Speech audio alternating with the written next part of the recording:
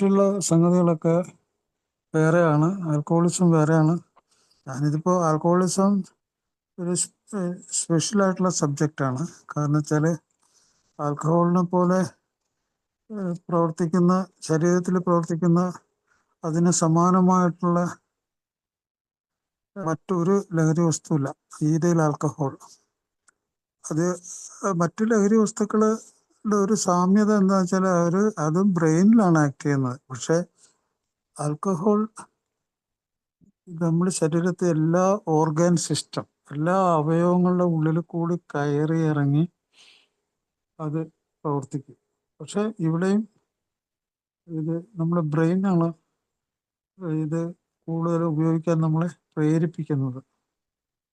മറ്റുള്ള ലഹരി വസ്തുക്കളും ബ്രെയിനിലാണ് തുടങ്ങുന്നത്. അപ്പോൾ ഇതിൻ്റെ കോമൺ ആയിട്ടുള്ള ഇഷ്യൂ എന്താണെന്ന് വെച്ചാൽ എല്ലാ ലഹരി വസ്തുക്കളും ഇത് ആക്ട് ഓൺ ദ ബ്രെയിൻ. അത് യൂസ് ചെയ്യാനായിട്ട് ബലപ്പെടുത്തുന്നത്, അത് ഉപയോഗിക്കാനായിട്ട് മുന്നോട്ട് കൊണ്ടുപോകുന്നത് ഒക്കെ ബ്രെയിനാണ്. So all these are brain diseases. വെറുതെ അങ്ങനെ പറഞ്ഞാൽ പോരാ, they are chronic progressive relapsing brain diseases. Chronic എന്ന് പറഞ്ഞാൽ ഒരു ആയുഷ്കാലം മുഴുവനും നീണ്ടു നിൽക്കുന്ന, മുമ്പോട്ട് കൊണ്ടുപോകുന്ന, മുന്നോട്ട് വളരുന്ന, പുനർപതനം സംഭവിക്കുന്ന ആയുഷ്കാല രോഗം. അങ്ങനെയാണ് അതിൻ്റെ നിർവചനം. ഇതെല്ലാം അങ്ങനെ തന്നെയാണ്, ബ്രെയിൻ ഡിസീസസ്. പക്ഷെ ആൽക്കഹോളിൻ്റെ സ്പെഷ്യാലിറ്റി എന്താണെന്ന് വെച്ചാൽ it enters all the organs. ശരീരത്തിലെ എല്ലാ അവയവങ്ങളിലും കൂടി കയറി ഇറങ്ങും, ഒരേപോലെ തന്നെ രോഗങ്ങൾ ഉണ്ടാക്കുന്നു. പക്ഷെ തുടക്കം it is in the brain. നമ്മൾ കഴിക്കുന്നത് വായിൽ കൂടിയൊക്കെ ആയിരിക്കാം, പക്ഷെ ഫസ്റ്റ് നമ്മൾ അതിന് പ്രോത്സാഹനം നൽകുന്നത് ബ്രെയിനാണ്. It's a brain disease. അപ്പം ഈ മനുഷ്യൻ്റെ ബ്രെയിൻ പോയാലുള്ള ഒരു കാര്യം ഒന്ന് ആലോചിച്ച് നോക്കുക.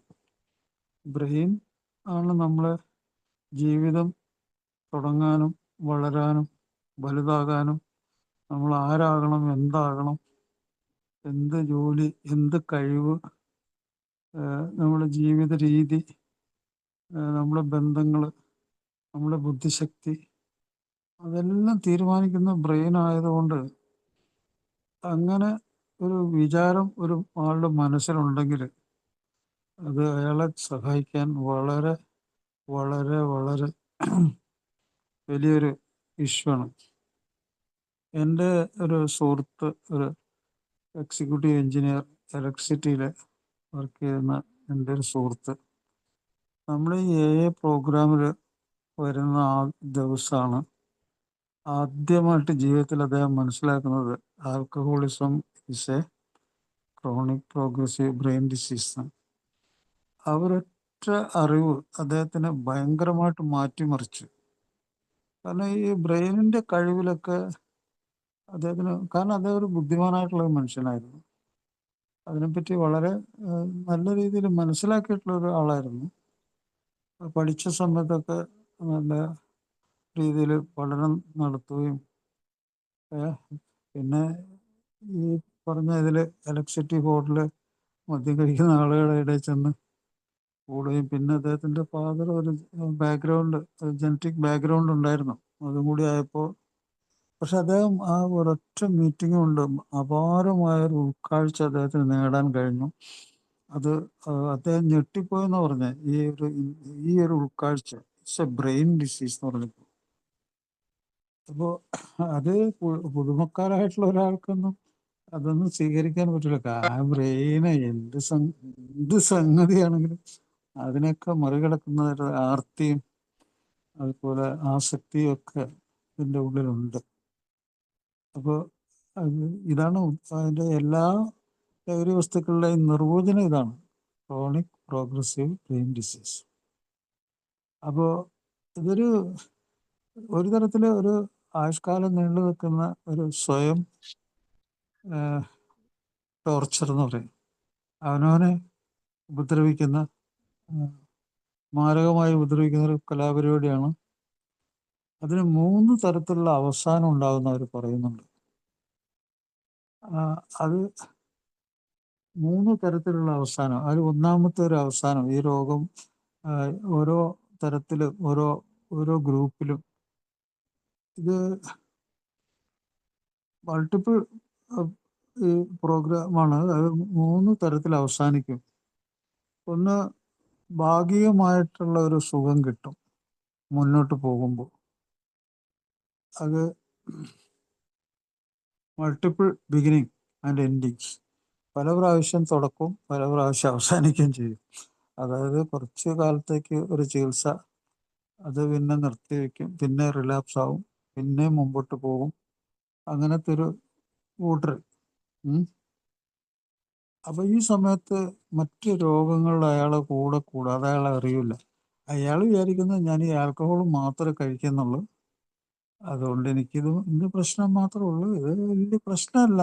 പക്ഷെ അയാള് ലോകത്തിലെ തന്നെ ഏറ്റവും വിഖ്യാതമായിട്ടുള്ള ആധികാരിക പുസ്തകങ്ങളിൽ നോക്കിയാൽ അറിയാം, ഇത് മാനസിക രോഗത്തിന്റെ പട്ടികയിൽ എഴുതി വെച്ചേക്കണം. സ്ഥിരം കുറെ നാൾ മദ്യം ഇങ്ങനെ കഴിച്ചുകൊണ്ടിരിക്കുന്ന ഒരാളെ ഒരു മാനസിക രോഗം അല്ലെങ്കിൽ സ്വഭാവ രോഗത്തിന്റെ പട്ടികയിൽപ്പെടുത്തിയേക്കുന്നു.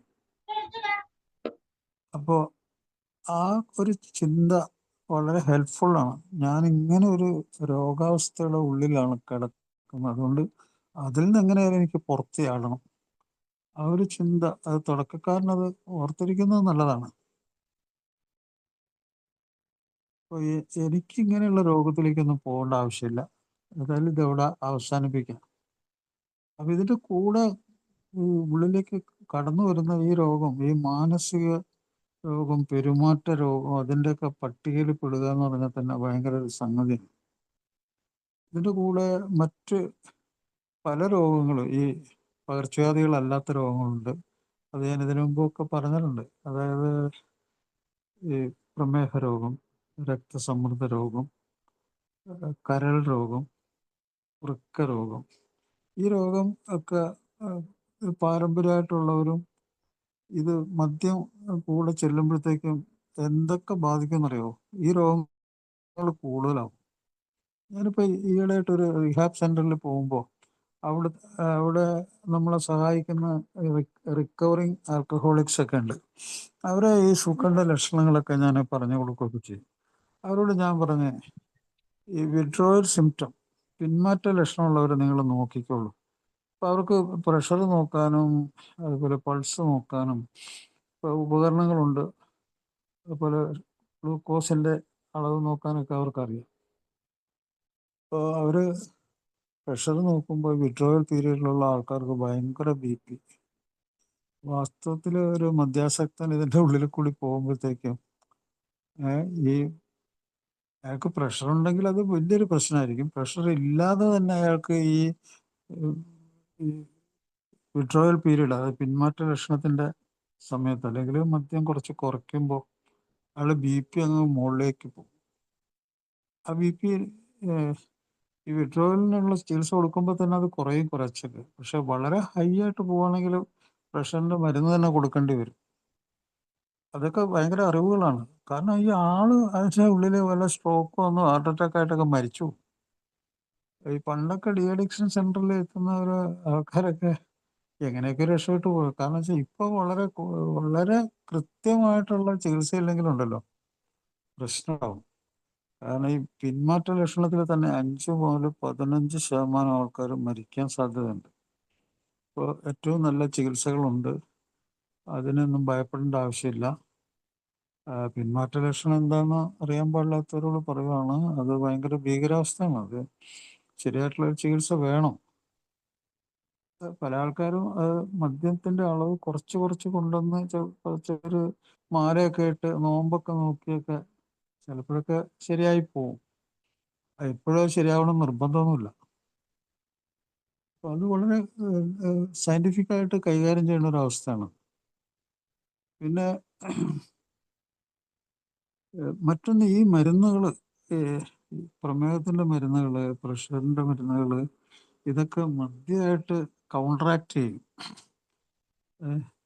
തലച്ചോറിലുള്ള ആക്ഷന്, അതുപോലെ അവയവങ്ങളിലുള്ള ആക്ഷന്, കിഡ്നിയിലുള്ള ആക്ഷനൊക്കെ ആകെപ്പാടെ തകരാറിലാവും ഈ മരുന്നും മദ്യവും എല്ലാം കൂടി ചെല്ലും. അപ്പോൾ അതൊരു വലിയ പ്രശ്നം തന്നെയാണ്. അത് ശരിക്കും ഡോക്ടറുകൾ പറയുകയൊക്കെ തന്നെ വേണം. പിന്നെ ഈ മദ്യം കഴിക്കുന്ന കാര്യം പറയുകയും അതിനനുസരിച്ചുള്ള ചികിത്സയും ചെയ്യണം. അപ്പൊ ആ തരത്തിൽ നോക്കുകയാണെങ്കിൽ ഇങ്ങനെയുള്ള ഒരാള് എന്തിലൊക്കെ കൂടി കടന്നു പോകും. അയാൾ കടന്നു പോകാത്ത സംഗതികൾ വളരെ ചുരുക്കാന്ന് പറയും.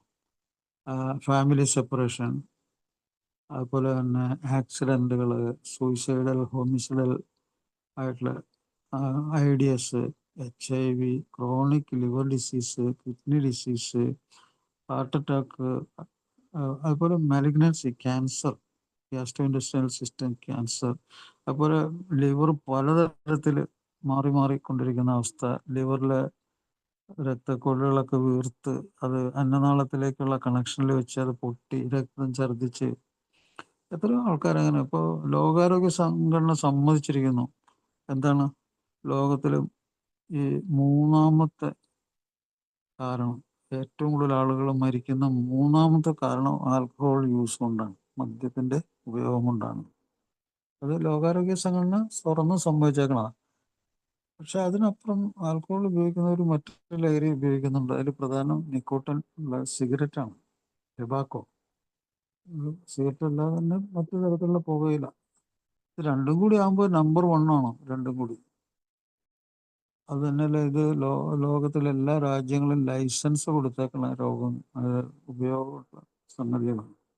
ഇത് ഉപയോഗിക്കാൻ ലൈസൻസ് കൊടുത്തിട്ടുണ്ട്. അതുകൊണ്ട് തന്നെ ഏറ്റവും കൂടുതൽ ഗവൺമെന്റിന് വരുമാനങ്ങൾ, ഏറ്റവും കൂടുതൽ മരണം. അപ്പോൾ ഇതൊക്കെ നമ്മൾ അറിയുമ്പോഴും കേൾക്കുമ്പോഴൊക്കെ ഒരു ഇങ്ങനെ ഇതൊക്കെ ഉപയോഗിക്കുന്ന ഒരു പൗരൻ ഒരു വലിയ ഒരു രോഗമായിട്ട് മരിക്കുന്നു, അവനും അവൻ്റെ കുടുംബവും ഇല്ലാതാവുന്നു.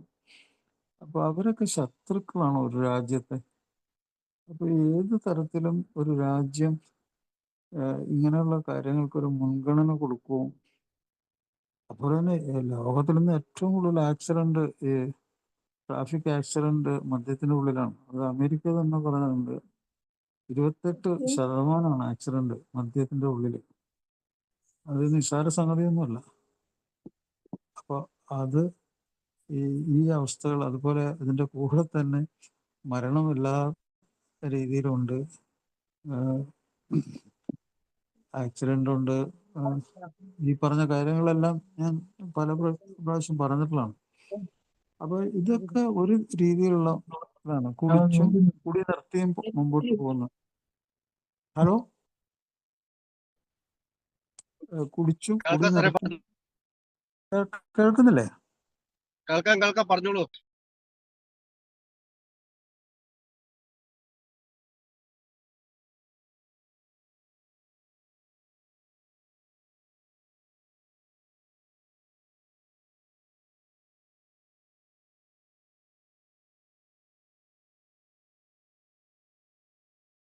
സാറിന്റെ മൈക്ക് മ്യൂട്ടാണെന്ന് തോന്നുന്നു സാറേ.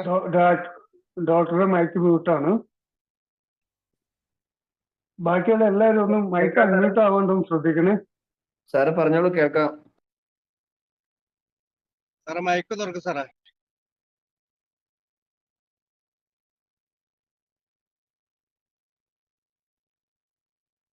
ഡോക്ടറുടെ മൈക്ക് മ്യൂട്ടാണ്. ഇപ്പോഴും ശരിയായോ? ഇപ്പൊ ശരിയായി. Okay, thank you. അപ്പൊ ഇത് മ്യൂട്ടായിട്ട് കുറെ സമയമായോ? ഇല്ലല്ലോ, പെട്ടെന്നായല്ലോ. ഇല്ല, അത് ആരെങ്കിലും അറിയാതെ മ്യൂട്ട് ചെയ്തായിരിക്കും. ഏതൊരു മൈക്ക് ഓൺ ആയപ്പോഴേ അറിയാതെ സാറിന് മ്യൂട്ട് ചെയ്താ. ഇപ്പൊ 1 സെക്കൻഡ് ആയിട്ടുള്ളൂ. ഓക്കെ. അപ്പോൾ ഒരു രീതിയിലുള്ള ആളുകളുടെ കാര്യം ഞാനീ പറഞ്ഞു, മനസ്സിലല്ലേ? ഒന്നോ അതിലധികമോ മദ്യവും മറ്റു ലഹരി വസ്തുക്കളൊക്കെ ചേർന്ന് ഇങ്ങനെ ഇടയ്ക്കിടയ്ക്ക് റിലാപ്സും ഇടയ്ക്കിടയ്ക്ക് കുളിയൊക്കെ ആയിട്ട് പോകുന്നു. പിന്നെ ഇവരുടെയൊക്കെ ലീഗൽ ആയിട്ടുള്ള ഇൻവോൾവ്മെന്റ്, അതായത് നിയമപരമായിട്ടുള്ള ഇവരുടെ ഇൻവോൾവ്മെന്റ്, അത് പറയാതിരിക്കാൻ പറ്റില്ല. അതിൽ പല ആൾക്കാരും ജയിലിലാണ്, പല ആൾക്കാരും കൊലപാതകത്തിന് ഭയങ്കര കണ്ടിന്യൂസ് ആയിട്ടുള്ള ശിക്ഷ, വധശിക്ഷ ഒക്കെ, അങ്ങനെ വലിയ ശിക്ഷകളൊക്കെ ഏറ്റുവാങ്ങിച്ച് കൂടെ കോടതി കയറി ഇറങ്ങിയൊക്കെ നടക്കുന്ന ആൾക്കാർ ധാരാളം പേരുണ്ട് ഈ ഗ്രൂപ്പിൽ. അപ്പൊ ഇവർക്ക് എന്താ പ്രശ്നം എന്ന് പറഞ്ഞാല്, ഇവർക്കൊരു ഉൾക്കാഴ്ചയിലേക്ക് വരുന്നില്ല അവര്.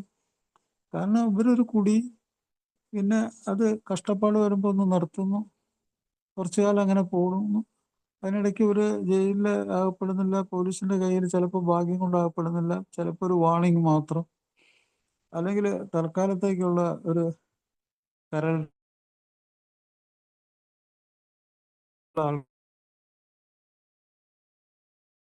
അത് ഇട്ടേക്കണ ഒരു റബ്ബർ ബാൻഡ് മാത്രമാണ്. അതിൽ കരളൊക്കെ ഒതുങ്ങി നിൽക്കുന്ന അവർ വിചാരിക്കുന്നത്. കരള് മാറ്റി വെക്കേണ്ട അവസ്ഥയാണത്. അത് പോലും നിസ്സാരമാക്കി എത്രയോ ആൾക്കാർ വീണ്ടും മദ്യം കഴിച്ചുകൊണ്ട് ജീവിക്കുന്നു. അപ്പോൾ ഇത് ഒരു വല്ലാത്തൊരു അവസ്ഥയാണ് കേട്ടോ. ഇത് ഭയങ്കര ഭീകരാവസ്ഥയാണ്. ഇങ്ങനെയുള്ള ആൾക്കാർ ഇങ്ങനെ മൾട്ടിപ്പിൾ റിലാപ്സും മൾട്ടിപ്പിൾ നിർത്തിവെക്കലും പിന്നെ സ്റ്റാർട്ട് ചെയ്യലും പിന്നെ ഈ രോഗത്തിന്റെ ഉള്ളിൽ കൂടി ഇങ്ങനെ നിരന്തരം ആശുപത്രി കൂടി പോകലും, അത് വലിയ സൂക്കേടാണത് ശരിക്കും. ആ ഒരു ഗ്രൂപ്പ് വലിയൊരു. പിന്നെ രണ്ടാമത്തെ ഒരു ഗ്രൂപ്പ് ഒരു വളരെ മിടുക്കന്മാരായിട്ടുള്ള ആൾക്കാർ. അവര് ഇപ്പോൾ ഈ പ്രോഗ്രാമൊക്കെ എത്തുന്നതിന് മുമ്പ് തന്നെ, അതിലൊക്കെ കയറുന്നതിന് മുമ്പ് തന്നെ സ്വന്തം ജീവിതത്തിൽ അവർ കുറച്ച് പരുക്ക് പറ്റാൻ തുടങ്ങുമ്പോൾ തന്നെ അവർ ഇതിൽ നിന്ന്, ഈ പരിപാടിയിൽ നിന്ന് എക്സിറ്റ് ചെയ്യും. അവർ സ്വയം എക്സിറ്റ് ചെയ്യും. അവർ സ്വാഭാവികമായിട്ട് അവരുടെ ഈ നിർത്തിവെക്കലിൽ കൂടി അവർക്ക് വന്ന മാറ്റങ്ങൾ അവർ തന്നെ അസസ് ചെയ്യും. അവരാരോടും പറയൂല അങ്ങനെ കുടിച്ചു നടക്കുന്ന ആളാണെന്ന്. പക്ഷെ അവർ കുടിച്ചു നടക്കുന്ന ആൾക്കാർ തന്നെയാണ്. പക്ഷെ അവർക്ക് ഒരു ഗുണം വെച്ചാൽ അവരുടെ സെൽഫ് അണ്ടർസ്റ്റാൻഡിങ്, സ്വയം മനസ്സിലാക്കൽ, അത് അതുപോലെ തന്നെ അവരുടെ കുടുംബത്തിന്റെ കുറച്ചൊരു സപ്പോർട്ടൊക്കെ, ഒരു മുന്നറിയിപ്പും സപ്പോർട്ടും പരിലാളനകളൊക്കെ അവർ ആലോചിക്കാനും ചിന്തിക്കാനും പ്രേരിപ്പിക്കും. പിന്നെ അവർ they are very intelligent people. അപ്പോൾ അവർ ഇങ്ങനെ ഒത്തിരി അവയവങ്ങൾക്ക് നാശം സംഭവിക്കുന്നതിന് മുമ്പൊക്കെ തന്നെ അവർ സ്വയം ചികിത്സയിൽ കൂടി, സ്വയം ചികിത്സ എന്ന് പറയുന്നത് എന്താണ്, നിർത്തിവെക്കലാണ്. ഈ പ്രോഗ്രാമിൽ കാണുന്ന പോലെ ടോട്ടൽ അബ്സ്റ്റിനൻസ്, അല്ലെങ്കിൽ കുറച്ച് കാലമായിരിക്കും അവരുടെ ലക്ഷ്യം, 1 വർഷം അല്ലെങ്കിൽ 2 വർഷം. അപ്പൊ ഈ 2 വർഷം കഴിയുമ്പോഴത്തേക്കും തുടങ്ങി കഴിയുമ്പോൾ വീണ്ടും അവശത അനുഭവിക്കുമ്പോൾ ചില ആൾക്കാർ അത് പെർമനന്റ് ആയിട്ട് ഇനി വേണ്ട. ചില ആൾക്ക് അവരുടെ ജീവിതത്തിൽ അവരുടെ ജോലിയിലുള്ള പ്രൊമോഷൻ അത് ബാധിച്ചു. ആ ജോലിയെ ചിലപ്പോൾ വാർണിംഗ് ഒക്കെ കിട്ടി. ചിലപ്പോൾ വീട്ടിലൊക്കെ ഒരു വലിയ ഇനി ഒരിക്കലും ഒരുമിച്ച് കൂടിച്ചേർന്ന് ജീവിക്കാൻ പറ്റില്ല എന്നൊക്കെയുള്ള വലിയ ഭീതിയുള്ള ആ അവസ്ഥയൊക്കെ വന്നപ്പോൾ അവർ പലതരത്തിൽ ചിന്തിച്ചു. അവരെ സഹായിക്കാൻ ചില നല്ല സുഹൃത്തുക്കളൊക്കെ ഉണ്ടായി. അങ്ങനെ സപ്പോർട്ടൊക്കെ കിട്ടിയ ആൾക്കാർ അവര് വളരെ മെച്ചപ്പെട്ടു. പിന്നെ അവർ ഈ കാര്യമൊന്നും ആരോടും പറഞ്ഞു നടന്നിട്ടില്ല അധികം. ഇതിങ്ങനെയുള്ള രക്ഷപ്പെടലുള്ള ആൾക്കാർ സ്വന്തം ജീവിതത്തിലെ അനുഭവം കൊണ്ട്, ഡാമേജ് കൊണ്ട് ഒക്കെ, അവരിൽ പല ആൾക്കാർക്കും ഉള്ളൊരു പദ്ധതിയുണ്ട്, ഒരു പരിപാടിയുണ്ട്. അവർ മാസത്തിൽ ലിവർ ഫങ്ഷനൊക്കെ ടെസ്റ്റ് ചെയ്യും, കരൾ പരിശോധന. അതായത് ഈ ഡോക്ടർമാർ പിന്നെ വലിയ ഉദ്യോഗസ്ഥന്മാരൊക്കെയാണ് കേട്ടോ അങ്ങനെയുള്ള ടെസ്റ്റുകളൊക്കെ കൂടെ ചെയ്ത് സ്വയം പരിശോധന നടത്തി ഇപ്പോൾ പ്രശ്നമില്ല. പിന്നെ ചില മരുന്നുകളൊക്കെ ഉണ്ടല്ലോ, കരൾ സുരക്ഷിതമായാൽ ജീവിതം സുരക്ഷിതമായി, ഇങ്ങനെ തട്ടിപ്പ് നടത്തുന്ന, അതിലൊക്കെ ചെന്ന് ഇങ്ങനെയുള്ള ആൾക്കാർ എനിക്ക് ഡോക്ടർമാർ തന്നെ കരൾ സുരക്ഷിതമാക്കാൻ ഈ മരുന്നും കാമലാരിയൊക്കെ കഴിച്ചാളുന്ന ആൾക്കാരൊക്കെ, അത് കാമലാരിയും കഴിച്ച് മദ്യം കഴിച്ചാണെന്ന് പല ആൾക്കാരൊന്നും ജീവിച്ചിരിപ്പില്ല. കാരണം വെച്ചാൽ അങ്ങനെ കരൾ സുരക്ഷിതമാകുന്നില്ല. അപ്പോൾ അത് അങ്ങനെ രക്ഷപ്പെടുന്ന ഒരു പ്രോസസ്സിങ്, അത് പല ആൾക്കാരും അത് അറിഞ്ഞിട്ടുണ്ടാവില്ലെന്ന് എനിക്ക് തോന്നുന്നു. ഇത് അവർക്ക് മൾട്ടിപ്പിൾ ഓർഗൻ ഡാമേജ് ഒന്നും അധികം ഉണ്ടാകാറില്ല. അവർക്ക് അവരെ പറ്റി കുറച്ച് പേടിയുള്ള ആൾക്കാരാണ്. പിന്നെ ഈ നിർത്തിവെക്കൽ കഴിഞ്ഞപ്പോഴത്തേക്ക് ഒരു പുതിയ കാഴ്ചപ്പാട് അവർക്കുണ്ടായി. അവരുടെ ജീവിതം നിർത്തിവെക്കുമ്പോൾ ഇത് സ്വയം മാറി, കുറെ അംഗീകാരം കിട്ടി. അത് ആ സെൽഫ് അവയർനെസ് കൊണ്ടാണ്. പിന്നെ മറ്റൊരു ഗ്രൂപ്പാണ് നമ്മുടെ എ ഗ്രൂപ്പിൽ വന്നിട്ടുള്ള, അത് പല ആൾക്കാർക്കും പല ഡാമേജ് ഉണ്ടായിരുന്നു. പക്ഷെ പല ആളുകൾക്കും വളരെ അധികം ഡാമേജ് ഉണ്ടായിട്ടും അവർ ഇതിനോട് ഒട്ടിപ്പിടിച്ച് നിന്ന ആൾക്കാരൊക്കെ ജീവിതം തിരിച്ചു കിട്ടിയ രീതിയിൽ അവർക്ക് മുന്നോട്ട് പോകാൻ പറ്റി. കാരണം അവർ ഈ പ്രോഗ്രാം നെഞ്ചിലേറ്റി. അവർക്ക് മനസ്സിലായി ഇനി എൻ്റെ ഒരു സുഹൃത്ത് പറഞ്ഞ പോലെ ഇത് അവസാനത്തെ കച്ചിത്തുരുമ്പാണ്.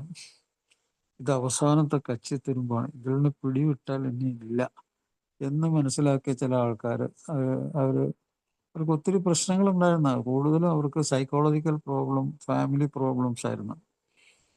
അത്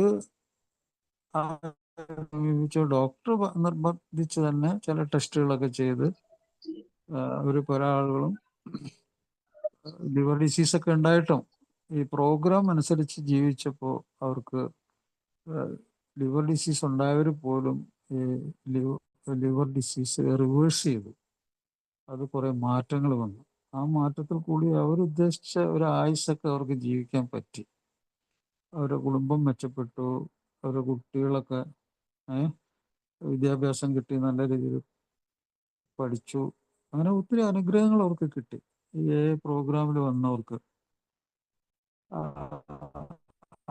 അവരെ കൊണ്ട് സമൂഹത്തിന് ഗുണം. അവരാണ് ശരിക്കും ഈ മദ്യാസക്ത രോഗത്തെ കുറിച്ച് ലോകത്തിന് അറിവുണ്ടാക്കി കൊടുത്തതും അല്പമെങ്കിലും ദരിദ്രരും ഇനി മുന്നോട്ട് ജീവിതമില്ല എന്ന് കരുതിയ ആളുകൾക്ക് ഒരു താങ്ങും തണലായിട്ട് നിന്ന് അവർക്ക് ഈ രോഗത്തെക്കുറിച്ചുള്ള അറിവ് പങ്കിടാനും കുറേ ആൾക്കാരെ രക്ഷപ്പെടുത്താനും കഴിഞ്ഞു. അതുകൂടാതെ ഇതിൻ്റെ സ്ഥാപകർ പറഞ്ഞ പോലെ ഉള്ള ഒരു സ്നേഹം, ഒരു കൂട്ടിപ്പിടുത്തം, ആ ബോണ്ടിങ്, അത് അവരുടെ ശക്തമായതുകൊണ്ട് ലോകമെമ്പാടുമുള്ള ആ സുഹൃത്തുക്കൾക്ക് ഇതിന് വളരെ സ്വാധീനം. ഞാൻ വായിച്ചിട്ടുള്ള പുസ്തകങ്ങളിൽ ഏറ്റവും വലിയ പുസ്തകത്തിൽ പറഞ്ഞേക്കണത്, അതിൻ്റെ ഫ്രണ്ട് പേജിൽ തന്നെ alcoholics Anonymous is the text book of alcoholism എന്ന് പറഞ്ഞത്. അതെനിക്ക് ഭയങ്കര ഇഷ്ടപ്പെട്ടു. അതുകൊണ്ട് ഞാൻ ആ പുസ്തകം മുഴുവനും വായിച്ചു തീർത്ത. അവർ പറഞ്ഞെന്താ പറയുക, Alcoholics Anonymous is the text book of alcoholism. ആൽക്കഹോളിസത്തെ കുറിച്ചുള്ള ഒരു പുസ്തകം പറയുകയാണെങ്കിൽ ഈ പ്രോഗ്രാം, ഈ ആൽക്കഹോളിക്സ് അനോണിമസ് ദ ബുക്ക്, അതാണ് എൻ്റെ പാഠപുസ്തകം എന്ന് പറഞ്ഞത്. അക്ഷരം പ്രതി ശരിയാണ്.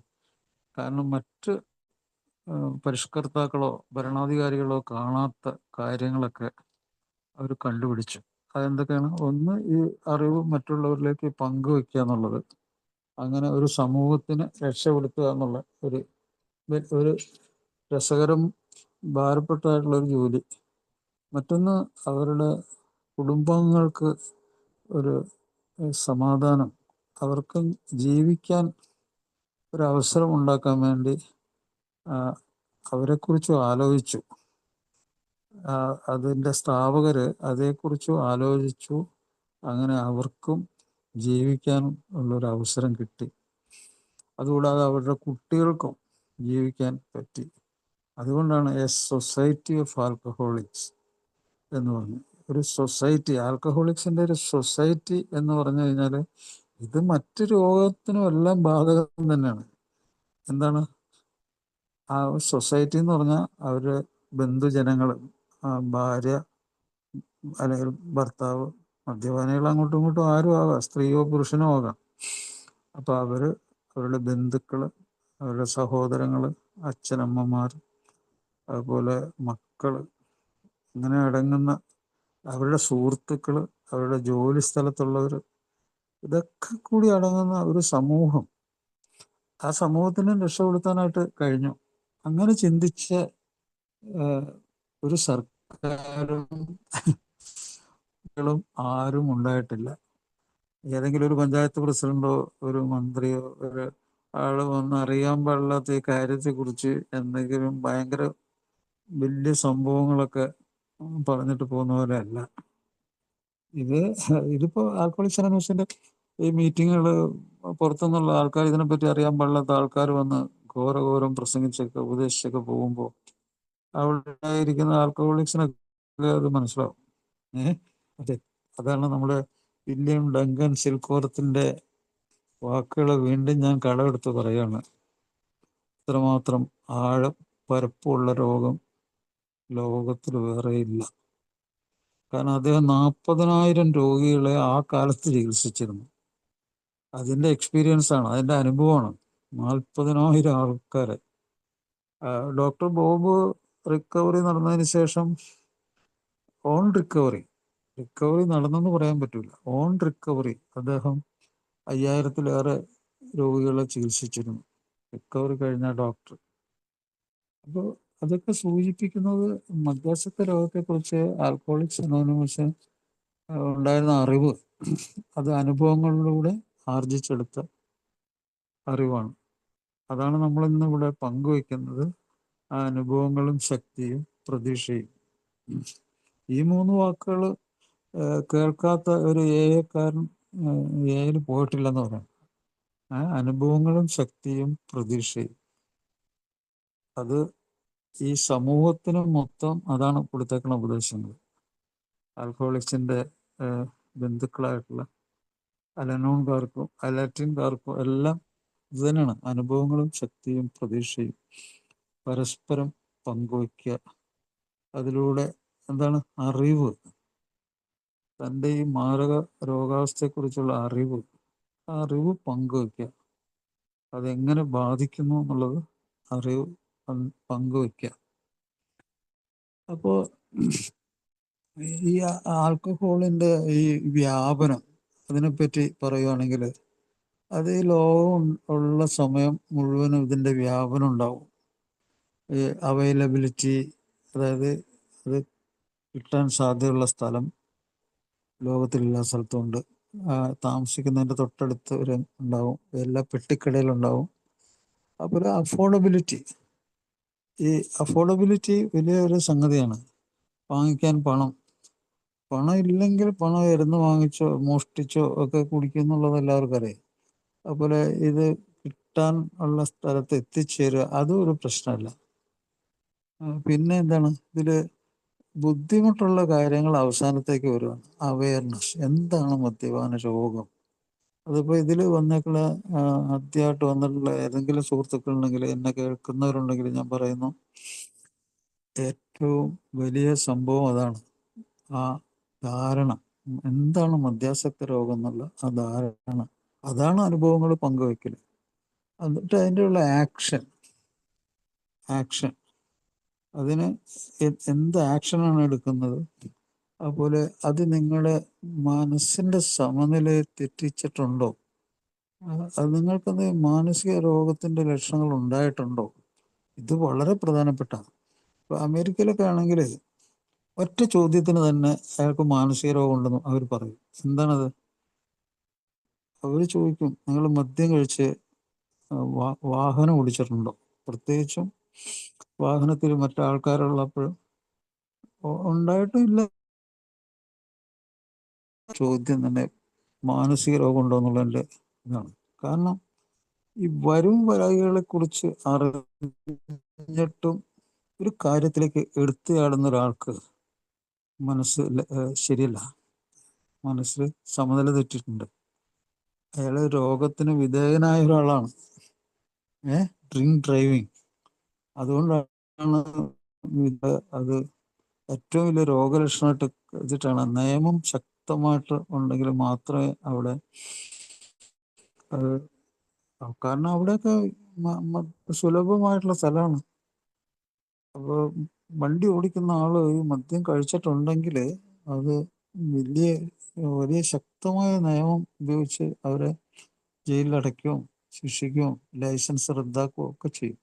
എന്നിട്ട് പോലും 28% ആക്സിഡന്റ് ഉണ്ടാകുന്നുണ്ട്. അതുപോലെ മറ്റൊന്ന് അവര് കരുതുന്നത് അഫക്റ്റ് എന്ന് പറഞ്ഞാൽ നമ്മുടെ മാനസിക നില അതെങ്ങനെ പ്രവർത്തിക്കുന്നു. ഒരു മാനസിക രോഗത്തിന്റെ ഉള്ളിലേക്ക് കടക്കാൻ പോവാണോ അയാളിപ്പോഴും മാനസിക രോഗത്തിന്റെ ഉള്ളിലാണോ?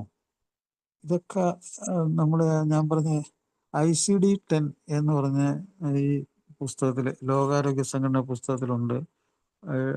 DSM-5 എന്ന് പറഞ്ഞ പുസ്തകത്തിലും, അതൊക്കെ വിഖ്യാതരായിട്ടുള്ള സയൻറ്റിസ്റ്റുകളൊക്കെ എല്ലാവർക്കും വേണ്ടി എഴുതിയ പുസ്തകമാണത്.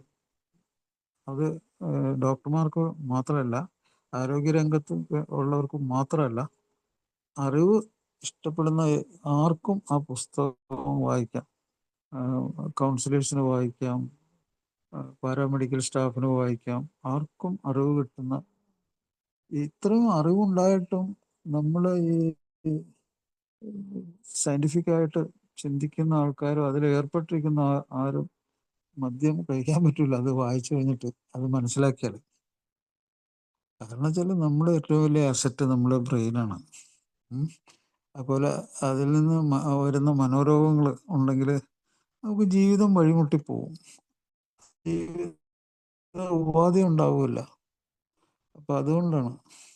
പിന്നെ ഈ അഡിക്ഷൻ്റെ ഉള്ളിൽ ഉള്ള ഒരാളുടെ ജീവിതം ഒരു ഗാംബ്ലിംഗ് ആണ്, ഒരു ചൂതാട്ടം, ഭാഗ്യം. കാരണം അഡിക്ഷൻ്റെ ഇത് തന്നെ. നമ്മളൊരു സുഹൃത്ത്, ഈ ബത്തേരിയിൽ ഒരു സുഹൃത്തുണ്ട്, ഞാൻ അദ്ദേഹത്തിൻ്റെ കവിതയുടെ കാര്യം നിങ്ങളോട് പറഞ്ഞല്ലോ എനിക്കറിയാൻ പാടില്ല. അദ്ദേഹം പറഞ്ഞ് ബേയ് രാജാ ബേയ്, 1 വെച്ചാൽ 2, 2 വെച്ചാൽ 4 എന്നൊക്കെ പറഞ്ഞ്. കാരണം ഒരു ഗാംബ്ലിംഗ് ആണത്, നിങ്ങളുടെ സുഖത്തിൻ്റെ അളവാണ് പറയുന്നത് അദ്ദേഹം. അദ്ദേഹം നല്ലൊരു കവിയായിരുന്നു.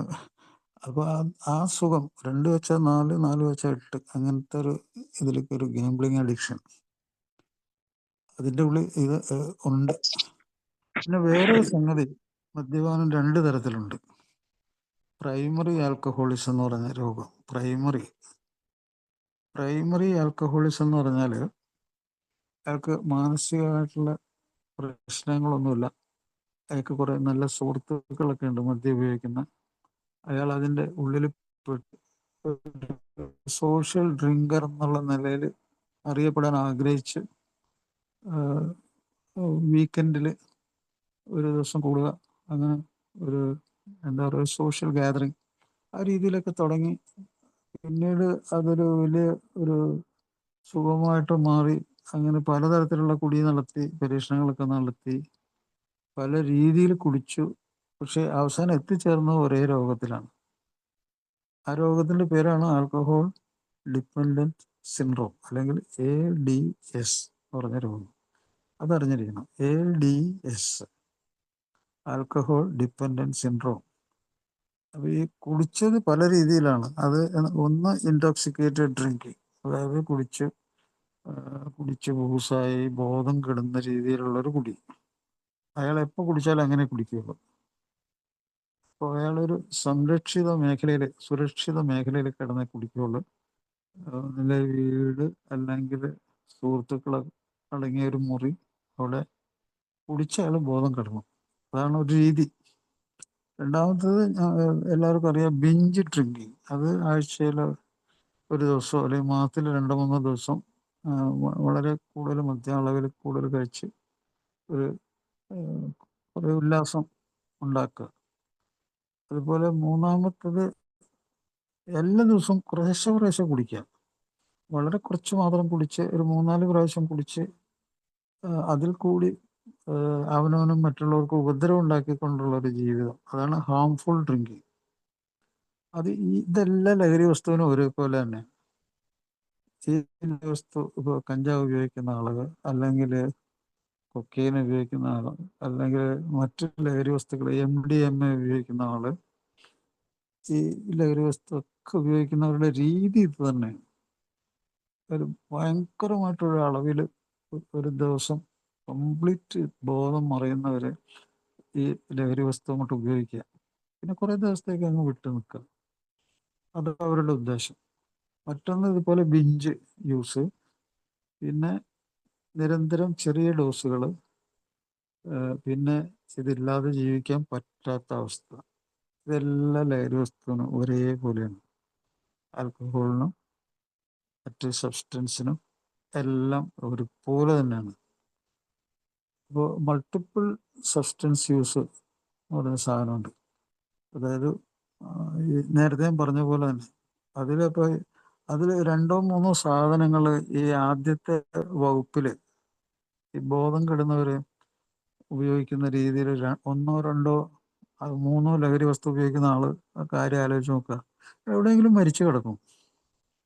അങ്ങനത്തെ എത്രയോ ആൾക്കാർ തെരുവിൽ മരിച്ചു കിടക്കുന്നവര്, മുറിയിൽ ഒറ്റയ്ക്ക് താമസിക്കുന്ന മുറിയിൽ മരിച്ചു കിടക്കുന്നവർ, അങ്ങനെയൊക്കെ ഉണ്ട്. അപ്പോൾ അത് പ്രൈമറി ആൽക്കഹോളിസത്തിൽ ചെന്ന് നിൽക്കുന്നത് മദ്യമില്ലാത്ത അല്ലെങ്കിൽ ലഹരി വസ്തു ഇല്ലാത്ത ജീവിതം താങ്ങാൻ പറ്റൂല, അത് ഉപയോഗിച്ചേ പറ്റൂ, അങ്ങനെ ഉള്ളൊരവസ്ഥയാണത്. അതിൽ 2-3 കാര്യങ്ങളുണ്ട്. ഒന്ന്, അവർ ജീവിതത്തിൽ നേരിടുന്നത് നിഷേധം കൊണ്ടാണ്. ഇല്ല, എനിക്കൊരു പ്രശ്നമില്ല, എനിക്കിതൊന്നും ഒരു പ്രശ്നമില്ല, ഔട്ട്റൈറ്റ് ആയിട്ട് നിഷേധിക്കുക. എനിക്ക് രോഗമില്ല, പിന്നെന്താണ്, ഞാൻ വല്ലപ്പോഴും ആഴ്ചയിലൊരിക്കൽ, ഞാൻ രോഗിയല്ല, എനിക്കങ്ങനെ വിഡ്രോവൽ നിങ്ങൾ പറയണ പോലെ അതൊന്നും ഒരു കുന്തമില്ല. അങ്ങനെ ഔട്ട്റൈറ്റ് ആയിട്ട് അവർ നിഷേധിക്കും. കാരണം അവരെന്തുകൊണ്ട് നിഷേധിക്കുന്നു? കാരണം അവർക്ക് ഇത് ഉപയോഗിച്ചപ്പോൾ കിട്ടിയ സുഖം ഈ ലോകത്തിൽ അവർക്ക് കിട്ടിയ വേറൊരു സുഖവും ഇത്ര വലിയ സുഖമായിട്ട് അവർക്ക് തോന്നിയിട്ടില്ല. അതുകൊണ്ടാണ് അവർ നിഷേധിക്കുന്നത്. അത് അവരുപയോഗിച്ചപ്പോൾ അത് അവരുടെ തലച്ചോറിലുണ്ടാക്കിയ പോസിറ്റീവ് ഇഫക്റ്റ്, അതിനോടുള്ള ഇഷ്ടം, അമിതമായ അതിര് കടന്ന ഇഷ്ടം എന്ന് പറയുക, അതാണ് അഡിക്ഷൻ. അതിര് കടന്ന ഇഷ്ടം, അതിര് കടന്ന പ്ലഷർ, അവനവനെ പോലും ആ ഇഷ്ടത്തിന് വിട്ടുകൊടുക്കുക, അവനവൻ്റെ ജീവൻ തന്നെ വിട്ടുകൊടുക്കുക, ജീവിതം വിട്ടുകൊടുക്കുക, എല്ലാ അസറ്റുകളും, തലച്ചോറാണ് ഏറ്റവും വലിയ അസറ്റ്, അത് അങ്ങ് വിട്ടുകൊടുക്കുക, അത്ര ഭയങ്കര ആർത്തി. അതാണ് പ്രൈമറി ആൽക്കഹോളിസത്തിൻ്റെ അല്ലെങ്കിൽ പ്രൈമറി സബ്സ്റ്റൻസ് യൂസിൻ്റെ ലക്ഷണം. അതൊക്കെയാണ്. അതിൽ ഈ നിഷേധം ഭയങ്കര സ്ട്രോങ് ആണ്. ആ നിഷേധത്തിൻ്റെ വേറെ കുറെ കാരണങ്ങളുണ്ട്. ഒന്ന്, ഈ കൂട്ടുകെട്ട് വിട്ടു കഴിഞ്ഞാൽ എനിക്ക് ജീവിതമില്ല, അതുകൊണ്ട് ഇത് ഞാൻ വിടില്ല എന്നത്. പിന്നെ ഇതിൽ നിന്ന് ഞാൻ പോയി കഴിഞ്ഞാൽ ഞാൻ മോശക്കാരനായി പോകും, അതുകൊണ്ട് ഞാൻ ഇത് വിടില്ല. പിന്നെ എനിക്ക് അവിടെ ഒരു സ്ഥാനമുണ്ട്, അംഗീകാരമുണ്ട്, അത് ഞാൻ വിട്ടുകളയില്ല. ഞാനതൊക്കെ വിട്ടുകളഞ്ഞാൽ ഞാൻ ലജ്ജിക്കേണ്ടി വരും, ഷെയിമാവും, അപ്പോൾ അത് ഞാൻ വിടില്ല. പിന്നെ നിങ്ങൾ പറയുന്ന അതിലൊന്നും എനിക്ക് വിശ്വാസമില്ല, ഇത് രോഗമാണെന്നോ അത് ഒന്നും എനിക്ക് വിശ്വാസമില്ല, അതാണ് നിഷേധം. അപ്പോൾ അയാൾ സ്വന്തം വാക്കുകൾ കൊണ്ടും പ്രവൃത്തി കൊണ്ടും ഉദ്ദേശം കൊണ്ടും എല്ലാം നിഷേധിച്ചു. അത് കൂടാതെ മനസ്സുകൊണ്ട് അയാൾ നിഷേധിച്ചു. കാരണം എന്താ? അയാളെ അതിനെ ആശ്രയിച്ചാണ് അയാൾ കഴിയുന്നത്, അതിൻ്റെ ആനന്ദത്തിലാണ് കഴിയുന്നത്. അപ്പോൾ ആ ഡിപ്പെൻഡൻസ് പൂർണ്ണമായി അവിടെ ശരീരം അടിയറ വെച്ചു, മനസ്സ് അടിയറ വെച്ചു, പിന്നെ കെമിക്കൽ എന്നുള്ളതിനൊക്കെ തലച്ചോറ് അടിയറ വെച്ചു, ഒരു കെമിക്കൽ ഡിപ്പെൻഡൻസ്. അപ്പോൾ എത്രയോ തരത്തിലുള്ള ഒരു അടിമത്തം അയാൾ സ്വീകരിച്ചു കഴിഞ്ഞു. അതാണ് അതിൻ്റെ കാരണം. അതിൽ നിന്ന് അയാൾക്ക് ഒരു ആയുഷ്കാല രോഗമായി മാറിയല്ലോ. പിന്നെ അതിൽ നിന്ന് രക്ഷപ്പെടുക എന്ന് വെച്ചാൽ അത്രയ്ക്ക് മാത്രം ഒരു മാനസാന്തരം സംഭവിക്കണം. അതാണ് ഈ പ്രൈമറിയൊക്കെ മാനസിക രോഗത്തിലേക്ക് പെട്ടെന്ന് ചെല്ലും കേട്ടോ, പെട്ടെന്ന് ചെന്ന് ചാടും മാനസിക രോഗത്തിലേക്ക്. അതിൽ ആങ്സൈറ്റി ഉണ്ട്, ഉത്കണ്ഠയാണ്, പാനിക് റിയാക്ഷൻ, ഒബ്സഷൻ എന്നൊക്കെ പറഞ്ഞ്. ഒബ്സഷൻ എന്ന് വെച്ചാൽ ഒരു ഒഴിയാ ബാധ പോലെ, അത് ഉപയോഗിക്കാനായിട്ടുള്ള ഒരു ഒഴിയാ ബാധ. ഡോക്ടർ സിൽക്കോർത്ത് പറഞ്ഞ പോലെ തന്നെ. അപ്പോൾ പ്രൈമറി ആൽക്കഹോളിസം മെൻ്റൽ ഡിസീസിലേക്ക് കൊണ്ടുപോകും ഒരാളെ. ബൈപ്പോളർ ഡിസീസിൽ കൊണ്ടുപോകും, ഷിസോഫ്രീനിയെ കൊണ്ടുപോകും, ആങ്സൈറ്റിയിൽ പോവും, ഡിപ്രഷനിൽ പോവും. ഡിപ്രഷൻ വളരെ കോമൺ ആണ്. 25% സൂയിസൈഡൽ ചാൻസ് പറയുന്നുണ്ട്. ഇനി അറിയേണ്ടത് സെക്കൻഡറി ആൽക്കഹോളിസം അല്ലെങ്കിൽ സെക്കൻഡറി ആയിട്ടുള്ള സബ്സ്റ്റൻസ് യൂസ്, അതെന്താണ്? ഈ സെക്കൻഡറി എന്ന് പറഞ്ഞാൽ തുടക്കത്തിൽ ഇയാൾക്ക് ഒരു സമനില തെറ്റി ഒരു സ്വഭാവത്തിൽ കുഴപ്പമുള്ള ആളായിരിക്കും. അമിതമായ ഉത്കണ്ഠയോ ഒക്കെ അയാൾക്ക് ഈ ലഹരി വസ്തു ഉപയോഗിക്കുന്നതിന് മുമ്പ് തന്നെ അയാളുടെ ജീവിതത്തിൻ്റെ തുടക്കത്തിലുണ്ട്. ഒരു കൗമാരപ്രായം പോലെ ഒരു യുവത്വത്തിലേക്ക് കടക്കുന്നവരെ അയാൾ പല പ്രശ്നങ്ങളുള്ളൊരു ആളായിരുന്നു. പക്ഷെ അത് പല ആൾക്കാരോട് അയാൾ പറഞ്ഞിട്ടില്ല. പക്ഷെ ഇയാളത് എന്ന് പരീക്ഷിച്ച് നോക്കിയോ, ഇപ്പൊ ഷിസോഫ്രീനിയൊക്കെ ഉള്ള ആൾക്കാരുടെ കാര്യം എടുക്കുക, അവര് പുക വലിക്കാൻ തുടങ്ങിയിട്ടുണ്ടെങ്കിലേ അതിനൊരു അന്തം കുന്തം ഇല്ല. അതങ്ങ് വലിച്ച് അങ്ങ് ദിവസവും ആഴ്ചയും തുടർച്ചയായിട്ട് ഇങ്ങനെ വലിക്കുന്ന ആൾക്കാരാണ് ഇപ്പൊ ഷിസോഫ്രീനിയ രോഗികളിൽ. ഒരു സിഗരറ്റ് വലിച്ച് കഴിഞ്ഞാൽ പിന്നെ അത് നിർത്തില്ല. അതുപോലെ ബൈപ്പോളാർ ഡിസീസ് ഉള്ളവർ ഒക്കെ ഈ ലഹരി സാധനങ്ങൾ കിട്ടിക്കഴിഞ്ഞാൽ അതൊരു മരുന്ന് പോലെ അവരിൽ പ്രവർത്തിക്കും. കാരണം ഇതൊരു ഡ്രഗാണ്, ഇതെല്ലാം ഡ്രഗ് തന്നെയാണ്. ഈ മൈൻഡ് ഓൾട്ടറിങ് അല്ലെങ്കിൽ ബ്രെയിനിന്റെ പ്രവർത്തനത്തിനെ മാറ്റിമറിക്കുന്ന സാധനങ്ങളെല്ലാം ഡ്രഗ് തന്നെയാണ്. ലഹരി വസ്തുവിന്റെ ഇതിൽ പെടുത്താതെ അതേതും. അപ്പൊ ആ സെക്കൻഡറി ഡിസോർഡർ ഉള്ള ആൽക്കഹോളിസത്തിലൊക്കെ പെടുന്നവർ തുടക്കം എങ്ങനെയായിരുന്നു, ഒരു മാനസിക കുഴപ്പം തുടക്കത്തിൽ അവർക്കുണ്ടായിരുന്നു. അതിനവർ നടത്തിയ പരീക്ഷണം, ആ പരീക്ഷണത്തിൽ അവർ ഇത് ഒരു നല്ല സാധനമാണെന്നും അങ്ങനെ ഉപയോഗിക്കാൻ തുടങ്ങി. അപ്പോൾ അവർക്ക് ഡബിൾ അറ്റാക്കായി. ഇവരിത് ഉപയോഗിക്കാൻ തുടങ്ങിയതോട് അവരുടെ ആദ്യത്തെ മാനസിക രോഗം കൂടുതലായി. ഷിസോഫ്രീനിയ ഉള്ളവന് ഇതിൽ കൂടിയും ഷിസോഫ്രീനിയ വരും. അതായത് drug induced schizophrenia, drug induced bipolar disease, drug induced anxiety disorder, drug induced ആയിട്ടുള്ള മാനസിക രോഗം കൂടി വരും. അപ്പോൾ ഇരട്ട പ്രഹരം, ഒരാളുടെ കവിളത്വം അടിക്കുന്ന പരിപാടി പോലെ. ചെറുപ്പത്തിലുള്ള രോഗം ഒരു കവിളത്തടിക്കുമ്പോൾ പിന്നീട് വന്ന രോഗം മറ്റേ കവിളത്തടിക്കും. അങ്ങനെ ഡബിൾ അറ്റാക്ക്. ഇതൊക്കെ ശരിക്കും പറഞ്ഞാൽ ഡോക്ടർ ഇതൊക്കെ പറഞ്ഞു കൊടുക്കേണ്ടതാണ് വാസ്തവത്തിൽ. ഏതൊരു സൈക്കാട്രിസ്റ്റിന്റെ അടുത്ത് ചെന്നാൽ അവർ കുറച്ച് മരുന്ന് എഴുതി കൊടുക്കുകയെന്നല്ലാതെ അതന്നെയല്ല, ഇത് വിശദീകരിച്ചു കഴിഞ്ഞാൽ അയാളുടെ രോഗി അയാൾക്ക് നഷ്ടപ്പെടും, അയാൾ പിന്നെ അങ്ങോട്ട് ചെല്ലില്ല. അപ്പൊ ഈ ഈതയിൽ ആൽക്കഹോൾ ഉപയോഗിക്കുമ്പോൾ ഉള്ള ഈ പ്രൈമറി സെക്കൻഡറി ആയാലും നമ്മുടെ കേരളത്തിൽ ഒത്തിരി ആൾക്കാർ ഇൻഡയറക്റ്റ് ആയിട്ട് മരിച്ചു പോയിട്ടുണ്ട്. ഈ ഈതയിൽ ആൽക്കഹോൾ കൊണ്ടല്ല അവർ മരിച്ചത്. കാരണം ഇതുണ്ടാക്കുന്ന ആൾക്കാർക്ക് ഭയങ്കര ആർത്തി, കണ്ടമാനം പണം, ഇഷ്ടം പോലെ ചാക്ക് കണക്കിന് പണം, നോട്ട് കെട്ടുകൾ അവരുടെ വീട്ടിൽ. എന്താണ് അവർക്ക് കുറച്ച് മരത്തിന്റെ കഷ്ണവും അതുമൊക്കെ ഇട്ട് വാറ്റി കുറച്ച് ഈ മീഥൈൽ ആൽക്കഹോൾ മീഥൈൽ ആൽക്കഹോൾ എന്ന് പറയുന്ന സാധനം ഉണ്ടാവും. അത് കുറച്ച് ഈ വൃക്ഷത്തിന്റെ സാധനങ്ങളൊക്കെ തടിയൊക്കെ ഇട്ടിട്ട് വാറ്റിയെടുത്ത് അതിൻ്റെ കുറച്ചൊരു പരീക്ഷണം നടത്താൻ മാത്രം കുറച്ച് ചേർത്ത് കഴിഞ്ഞാൽ നല്ലോണം വെള്ളം ചേർത്ത് ഈതയിൽ ആൽക്കഹോളും കൂടി മിക്സ് ചെയ്ത് കൊടുത്തു കഴിഞ്ഞാലുണ്ടല്ലോ ഭയങ്കര ഇതായിരിക്കും, ഭയങ്കര സംഭവമാണ് അത്. ഞാൻ വൈപ്പിൻ ദുരന്തം വരുമ്പോൾ ഞാൻ ഹൗസ് സർജനാണ്, എറണാകുളം ജനറൽ ആശുപത്രിയിലെ ഹൗസ് സർജനാണ്. അപ്പോൾ അന്ന് അവിടെ എൻ്റെ അടുത്ത് ഞങ്ങള് മെഡിക്കൽ ഒ പിയിൽ വന്ന രോഗി കണ്ണൊക്കെ പോയി, കാഴ്ചയൊക്കെ പോയി, അന്ധനായിട്ട് ആശുപത്രി കിടക്കുന്ന സമയം. പിന്നെ കുറെ ആൾക്കാരുടെ ശവം മോർച്ചറിലേക്ക് കൊണ്ടുപോയി അവിടെ കിടത്തിയേക്കണം. എത്ര 28 ശവവും മറ്റൊന്നും അവിടെ ഉണ്ടായിരുന്നു. പെട്ടെന്ന് തന്നെ മരണം സംഭവിച്ചു. അത് പെട്ടെന്ന് മരണം സംഭവിക്കുമ്പോൾ ഇത് ഉണ്ടാക്കുന്നവന് കോടികൾ ഇഷ്ടം പോലെ കിട്ടുന്ന ഒരു സംഗതി കൂടിയാണ് ഈ മീഥൈൽ ആൽക്കഹോൾ ഈതയിൽ മിക്സ് ചെയ്ത് കൊടുക്കുന്ന പരിപാടി. അപ്പോൾ അത് മറക്കാൻ പാടില്ല. ശരിക്കും പറഞ്ഞാൽ ഈ നാടൻ വാറ്റുചാരായൊക്കെ കുടിക്കുന്നത് ഈ അസാധാരണമായ സ്ഥലത്ത് ചെന്ന് കുടിക്കുന്ന ആൾക്കാരൊക്കെ ജീവൻ പണയം വെച്ചിട്ടാണ് അത് കുടിക്കുന്നത്. കാരണം അത് എങ്ങനെയുള്ള സാധനമാണെന്നോ എന്താണ് സംഭവിക്കാൻ പോകുന്ന അറിയാൻ പാടില്ല. കാരണം ഇവിടെ ഈ ഞാൻ പറഞ്ഞില്ല, കണ്ണിന് കാഴ്ച പോയവർക്ക് ഞങ്ങൾ കൊടുത്ത ചികിത്സ എന്തായിരുന്നു അറിയാവോ? ഈതയിൽ ആൽക്കഹോൾ, സാധാരണ മദ്യം അവരെ കൊണ്ട് കുടിപ്പിച്ചു. അതാണ് കെമിക്കൽ റിയാക്ഷന്റെ പ്രത്യേകത. ശരീരത്തിൽ നടക്കുന്ന എന്താണെന്ന് അറിഞ്ഞുള്ള ചികിത്സയുടെ ആണ്.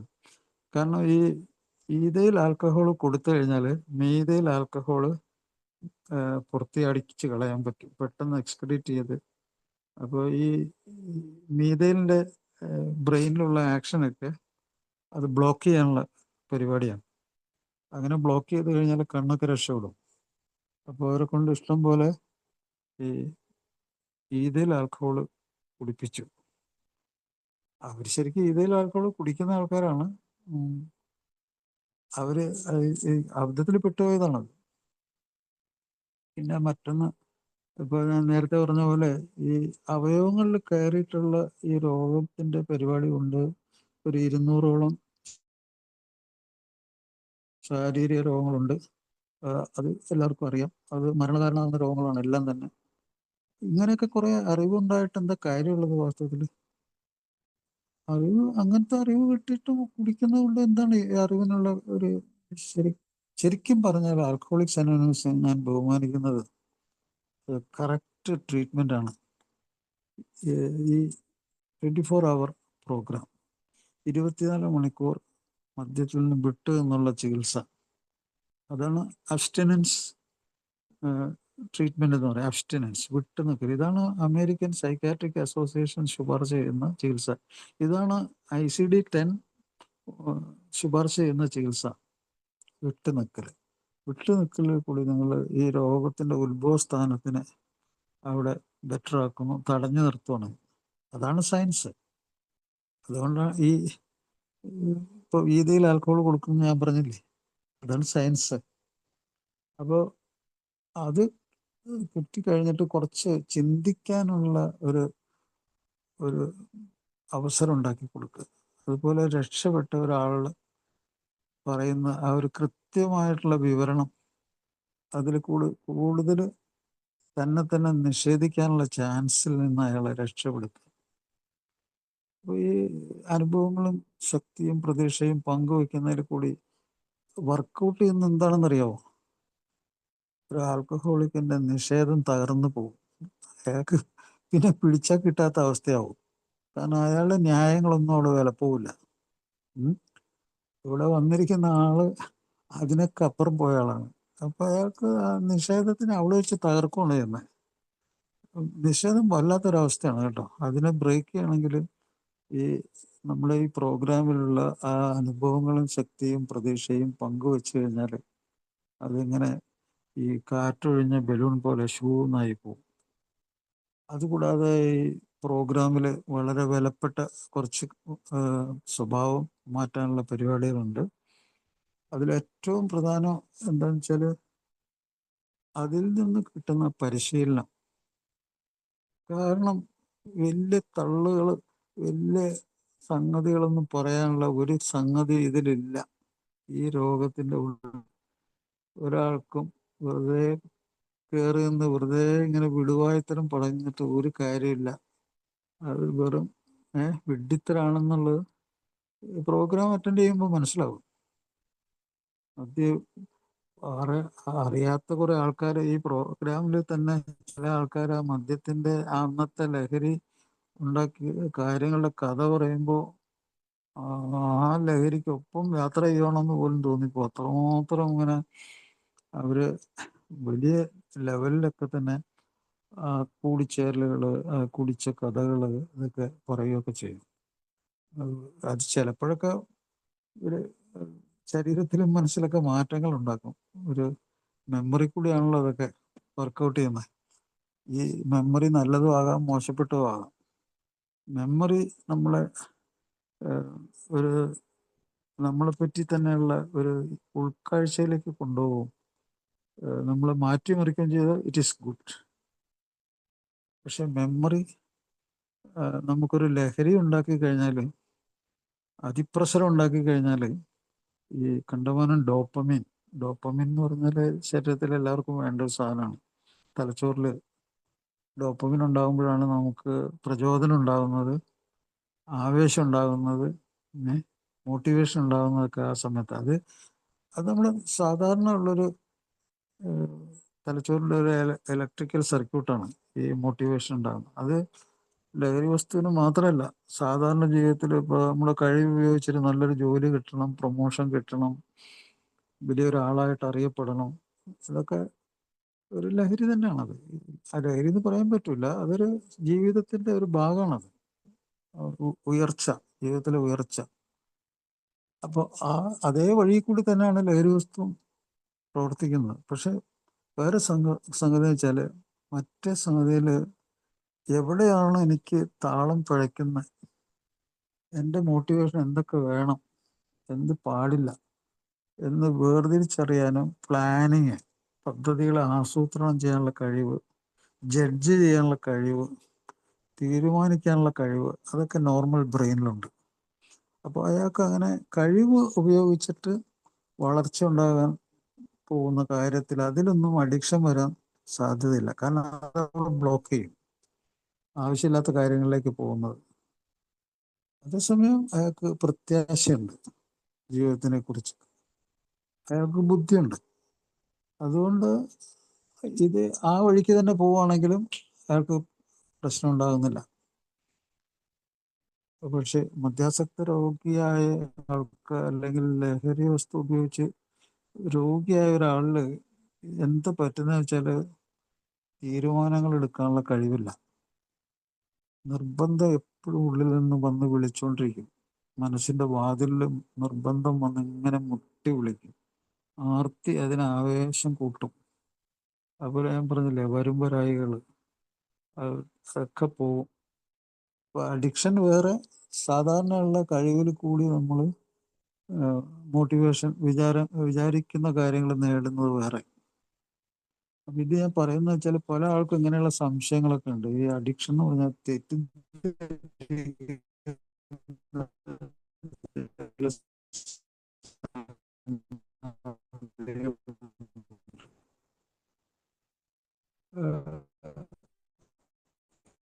അഡിക്ഷനിൽ രോഗങ്ങളുണ്ടെങ്കിലും നമുക്ക് ഏറ്റവും കൂടുതൽ അറിഞ്ഞിരിക്കേണ്ട കാര്യം എന്താണ്, നമ്മൾ ഈ ലോകത്തെ കുറിച്ചുള്ള right and wrong, proper improper. വീട്ടിലും നമ്മൾ ആൾക്കാരുടെ ഇടയിലും ജീവിക്കാൻ പറ്റും. അല്ലെങ്കിൽ നമ്മളൊരു ഫ്രോഡാണെന്ന് വിചാരിക്കുക ആൾക്കാർ. അതുകൊണ്ടാണ് ഈ ആൽക്കഹോളിക്സ് അനോണിമസിൽ പ്രത്യേകിച്ച് പറയുന്നുണ്ട്, ഈ സാമ്പത്തിക കാര്യങ്ങളൊന്നും റിക്കവറി നടന്നതാണെങ്കിലും ആൽക്കഹോളിക്കുമായിട്ട് വരുന്ന മറ്റുള്ളവർ സർ ഇടപെടുന്നത്. വോയിസ് ഡോക്ടറെ കട്ടായി പോകുന്നുണ്ട്. വിട്ടുപോണ്ട്, കട്ടായി പോണ്ട്. ഇപ്പോഴാണോ പറഞ്ഞത്? ഇപ്പൊ കുഴപ്പമില്ല, ആദ്യം ഇടയ്ക്ക് വിട്ടുപോയായിരുന്നു. അത് ചിലപ്പോ കുറച്ച് ചാർജ് കുറവായതുകൊണ്ടാണ്. ഇപ്പൊ കേൾക്കാൻ പറ്റുന്നുണ്ടോ? ഇപ്പൊ ഓക്കെയാണ്. ഇപ്പൊ കേൾക്കാം. ഇപ്പൊ മറ്റത് കേൾക്കാൻ ഇടയ്ക്ക് പറ്റുന്നു. ഓക്കെ. ആദ്യം ആ. സൗണ്ട് ബ്രേക്ക് ആവുകയത്. ആണോ? അപ്പൊ ഇതുകൊണ്ട് എന്താ റിയാലിറ്റി, നമ്മുടെ ജീവിതത്തെ സംബന്ധിച്ചുള്ള യാഥാർത്ഥ്യം, അതാണ് നമുക്ക് നോക്കേണ്ടത്.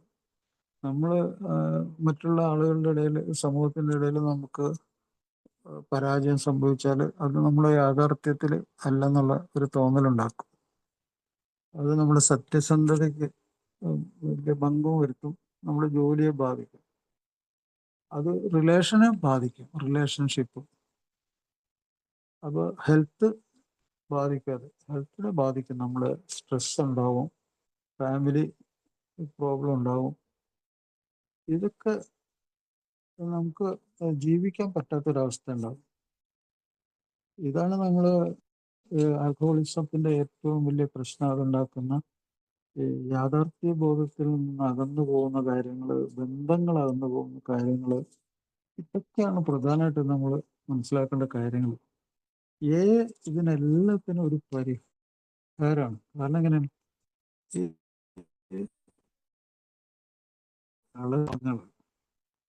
ഇതൊക്കെ തുടങ്ങിയത് എവിടെ? നമ്മുടെ ഉള്ളിൽ, നമ്മളിലാണ്, മദ്യാസക്തനിലാണ് അത് തുടങ്ങിയത്. അത് തുടങ്ങിയിട്ട് നമ്മൾ രോഗിയായി മാറി, ആ രോഗാവസ്ഥ കൂടെ ജീവിക്കുന്നവർക്ക് ഒരു രോഗഭാരം ഉണ്ടാക്കി. ഞാൻ പറയണം, ഒരു 10-20 വയസ്സ്, അല്ലെങ്കിൽ 15-20 വയസ്സിനുള്ളിൽ ഒരു അച്ഛനമ്മമാരുടെ മകനോ മകളോ ആരെങ്കിലും ലഹരി ഉപയോഗിക്കുന്നു, അവർക്ക് ഇപ്പോൾ 40 വയസ്സായാലും ശരി, 50 വയസ്സായാലും ശരി, ആ അച്ഛനും അമ്മയും ജീവിക്കുന്നുണ്ടെങ്കിൽ അവരുടെ മനസ്സിൽ ആ രോഗഭാരം അപ്പോഴുണ്ട്. ഈ ലഹരി ഇവർ ഉപയോഗിക്കുന്നുണ്ടോ, അവരുടെ സ്വഭാവത്തിൽ മാറ്റമുണ്ടോ, അവർ അതിസൂക്ഷ്മതയോടുകൂടി അതൊക്കെ നിരീക്ഷിച്ചുകൊണ്ടിരിക്കും. അവരെങ്ങോട്ടെങ്കിലും പോകുമ്പോൾ പോലും അവർക്ക് ഭയമാണ് ഈ അച്ഛനും അമ്മയ്ക്ക്. എന്താണ് കാരണം? അവരുടെ ബ്രെയിൻ നോർമൽ സാധാരണ മനുഷ്യരാവരും. അപ്പോൾ ആ മനുഷ്യൻ ഭയപ്പെടുന്നത്, സങ്കടപ്പെടുന്നത് ഒക്കെ നോർമലാണത്. പക്ഷെ ഒരു കാര്യം, ഈ മകനെയോ ഈ മകളെയോ ഓർത്ത് ഒരു ഒരു ഭാരം, ഈ രോഗത്തെക്കുറിച്ച് ചിന്തിച്ച് ഉണ്ടാകുന്ന ഒരു ഭാരം, അത് ഡിപ്രഷനിലേക്ക് കൊണ്ടുപോകാം, പിന്നെ ഈ സ്വഭാവ വൈകല്യങ്ങളിലേക്ക് കൊണ്ടുപോകാം, ആങ്സൈറ്റി, സ്ട്രെസ്സിലേക്ക് കൊണ്ടുപോകാം. അത് അവർക്ക് രോഗമുള്ള ആളാണെങ്കിൽ അവർ നേരത്തെ മരിച്ചു പോകാം. ഹാർട്ട് അറ്റാക്ക് വന്നിട്ട്, സ്ട്രെസ് വന്നിട്ട് അവർ മരിച്ചു പോകാം. ഒത്തിരി കാര്യങ്ങൾ അവരെ ബാധിക്കുന്നുണ്ട്. അപ്പൊ ഈ ഒരു ധാരണ ഒരു റിക്കവറിങ് ആൽക്കഹോളിക്കിന് വേണം. അതാണ് ഈ അലനോണ്ട് വെറുതെ ഒരു പ്രസംഗം കേട്ടിട്ട് മാത്രമല്ല, അവരുടെ ഉള്ളില് ഒരു ഉൾക്കാഴ്ചയായിട്ട് അത് അവരുടെ ഉള്ളിൽ വേണം. അവരുടെ കൂടെ ജീവിച്ചവര് അവരോട് എങ്ങനെയായിരുന്നു, അവർ എന്ത് ചെയ്തു, എത്ര കടുങ്കൈയാണ് ചെയ്തത്, അത് ഏടെ ലിറ്ററേച്ചറിൽ ഭംഗിയായിട്ട് കൊടുക്കും. ഞങ്ങളോട് തന്നെയും ഞങ്ങളുടെ കുടുംബത്തോടും ഒരിക്കലും തീരാത്ത തെറ്റുകൾ ചെയ്തു. ആ സ്റ്റേറ്റ്മെന്റ് നമുക്ക് വായിക്കാൻ പറ്റും ഏടെ ലിറ്ററേച്ചറിൽ. വളരെ കറക്റ്റാണത്. അപ്പോൾ ആ ഒരു കാര്യം കൂടി ഓർമ്മിക്കുന്ന ഒരു ആൽക്കഹോളിക്കിനാണ് ശരിക്കും പ്രോഗ്രാം വർക്കൗട്ട് ചെയ്യുള്ളൂ ശരിക്കും. അല്ലെങ്കിൽ അയാൾക്ക് ഇത് ഒരു ഒളിച്ചു നിന്ന് ചെയ്യാവുന്ന ഒരു പരിപാടിയായിട്ട് മാറും. അപ്പോൾ ഈ പ്രോഗ്രാമിൽ മാനസാന്തരം ഉണ്ടാകുന്നത് എങ്ങനെയൊക്കെയാണെന്ന് ചോദിച്ചാൽ, അത് ഞാൻ പല പ്രാവശ്യം പറഞ്ഞിട്ടുള്ളൊരു സംഗതിയാണെങ്കിൽ ഒന്നും കൂടി ആവർത്തിക്കാം. അയാൾ ഓണസ്റ്റി എന്നുള്ള സംഗതി, സത്യസന്ധത എന്താണെന്ന് പ്രോഗ്രാമിൽ വന്നിട്ട് തിരിച്ചറിയണം. അങ്ങനെയുള്ളൊരു ജീവിതം എന്താണെന്ന് അറിഞ്ഞിരിക്കണം. കാരണം അയാൾക്കിത് എപ്പോൾ വേണമെങ്കിലും, പ്രത്യേകിച്ച് ഈ ചെറിയ ചെറിയ ലഹരി സാധനങ്ങൾ കയ്യിൽ കൊണ്ടു നടക്കുന്നതൊന്നും അയാൾക്ക് എപ്പോൾ വേണമെങ്കിലും ഒളിച്ചു വെച്ച് ഒരായുഷ്കാലം മുഴുവനും അതിൻ്റെ ഉള്ളിൽ ജീവിക്കാം. അപ്പം അയാൾ സത്യസന്ധനാണെങ്കിൽ മാത്രമേ അയാളിൽ നിന്ന് തന്നെ രക്ഷപ്പെടുള്ളൂ, ആ രോഗാവസ്ഥയിൽ നിന്ന്. അത് വളരെ പ്രധാനമാണ്. പിന്നെ അയാൾ ഇവിടെ വരുന്നത് കൊണ്ട് അയാൾ ഇൻ്റലിജൻ്റ് ആവുന്നുണ്ട്. ഇപ്പോൾ മിക്കവാറും എല്ലാ ടെക്സ്റ്റ് ബുക്കിലും ലഹരി വസ്തുവിനെ കുറിച്ചുള്ള ടെക്സ്റ്റ് ബുക്കിൽ എഴുതിയ ഒരു പ്രധാന വാചകമാണ് ജനറൽ ഇൻ്റലിജൻസ്. പൊതുവായിട്ടുള്ള ആ ഒരു ബുദ്ധിശക്തിയുണ്ട് മനുഷ്യന്, വിദ്യാഭ്യാസത്തിന് അപ്പുറമുള്ളതാണ്. അത് സ്കൂളിൽ പോകണമെന്നൊന്നുമില്ല. സാമാന്യ യുക്തിയും ബുദ്ധിയൊക്കെ അത് നഷ്ടപ്പെടും. അഭ്യാസത്തെ രോഗത്തിൻ്റെ ഉള്ളിൽ ലഹരി ഉപയോഗിക്കുമ്പോൾ അത് ബ്രെയിനിലാണല്ലോ രോഗം. അപ്പം അത് നഷ്ടപ്പെടും. അപ്പോൾ ആ ഇൻ്റലിജൻസ് നഷ്ടപ്പെടും. കാരണം ബ്രെയിൻ സെല്ലുകൾ നശിക്കും, ബ്രെയിൻ ചുരുങ്ങിപ്പോകും. അപ്പോൾ അത് സംഭവിക്കുമ്പോഴത്തേക്കും അയാളെ ജര ബാധിക്കും, അയാളുടെ ഓർമ്മശക്തി കുറഞ്ഞു പോകും. എപ്പോഴുള്ള കാര്യങ്ങൾ അയാൾക്ക് ഓർത്തിരിക്കാൻ പറ്റില്ല. അപ്പോൾ അത് വളരെ പ്രധാനമാണ്. അപ്പോൾ അയാൾക്ക് നേരത്തെയുള്ള ചികിത്സയിൽ കൂടി അയാൾക്ക് ഓണസ്റ്റ് ആകാൻ പറ്റും, അയാൾക്ക് ഇൻ്റലിജൻസ് റിക്കവറി ഉണ്ടാകാൻ പറ്റും. അതുപോലെ സെൽഫ് കെയർ, സ്വയം സംരക്ഷിക്കാൻ പറ്റും, സ്വയം മനസ്സിലാക്കാൻ പറ്റും. അതാണ് അയാളുടെ സുബോധത്തിൻ്റെ ഒരു അടിത്തറ. അതാണ് സ്വയം മനസ്സിലാക്കുക, സെൽഫ് കെയർ. മറ്റൊന്ന്, ഇന്നത്തെ ഒരു ദിവസം എന്നുള്ള ഈ പ്രോഗ്രാം, ഇന്നത്തെ ഒരു ദിവസം, അതാണ് ഈ തലച്ചോറിലെ ഇലക്ട്രിക്കൽ സർക്യൂട്ട് ഇൻ്റഗ്രേറ്റഡ് ആക്ഷൻ എന്ന് പറയും. ഇൻ്റഗ്രേറ്റഡ് ഒത്തിരി സർക്യൂട്ടുകളുണ്ട് തലച്ചോറിൻ്റെ ഈ മോൾ ഭാഗത്ത്. ഒരു കുട ഇങ്ങനെ നിവർത്തി വെച്ചേക്കണ പോലെ അതിൻ്റെ ഉള്ളിൽ നിന്ന് താഴേക്ക് ഇങ്ങനെ ലൂപ്പ് പോലെ ഞാന്ന് കിടക്കുന്ന ഒത്തിരി ഇലക്ട്രിക്കൽ സർക്യൂട്ടുകളുണ്ട്. ഓരോ ഭാഗത്തുണ്ട് ഓരോ സർക്യൂട്ട്. അത് ഇപ്പോൾ ഫ്രോണ്ടൽ ലോബ് എന്ന് പറഞ്ഞാൽ നമ്മുടെ സാമൂഹ്യ ബന്ധങ്ങൾ, നമ്മുടെ തിരിച്ചറിവുകളൊക്കെ, അതാണ് സ്നേഹം, ഇതൊക്കെ ഓർമ്മശക്തിയൊക്കെ അവിടെ ഉണ്ട്. അതുപോലെ ടെമ്പറൽ ലോബ് എന്ന് പറഞ്ഞാൽ അവിടെ നമ്മുടെ വികാരങ്ങൾ, ഭാഷ മനസ്സിലാക്കല്, അതുപോലെ അവിടെ കേടുപറ്റി കഴിഞ്ഞാൽ ഭയം, അപസ്മാരം ഉണ്ടാകലൊക്കെ ഉണ്ടാവും. പിന്നെ പെറൈറ്റൽ ലോബ് എന്ന് പറഞ്ഞാൽ അത് നമ്മുടെ ഭാവന, കണക്കുകൂട്ടൽ, ഇമാജിനേഷൻ, ലാംഗ്വേജ്, സെൻസേഷൻ, നമ്മൾ ഓരോ സെൻസേഷൻ എത്തിച്ചേരുന്നൊക്കെ അവിടെയാണ്.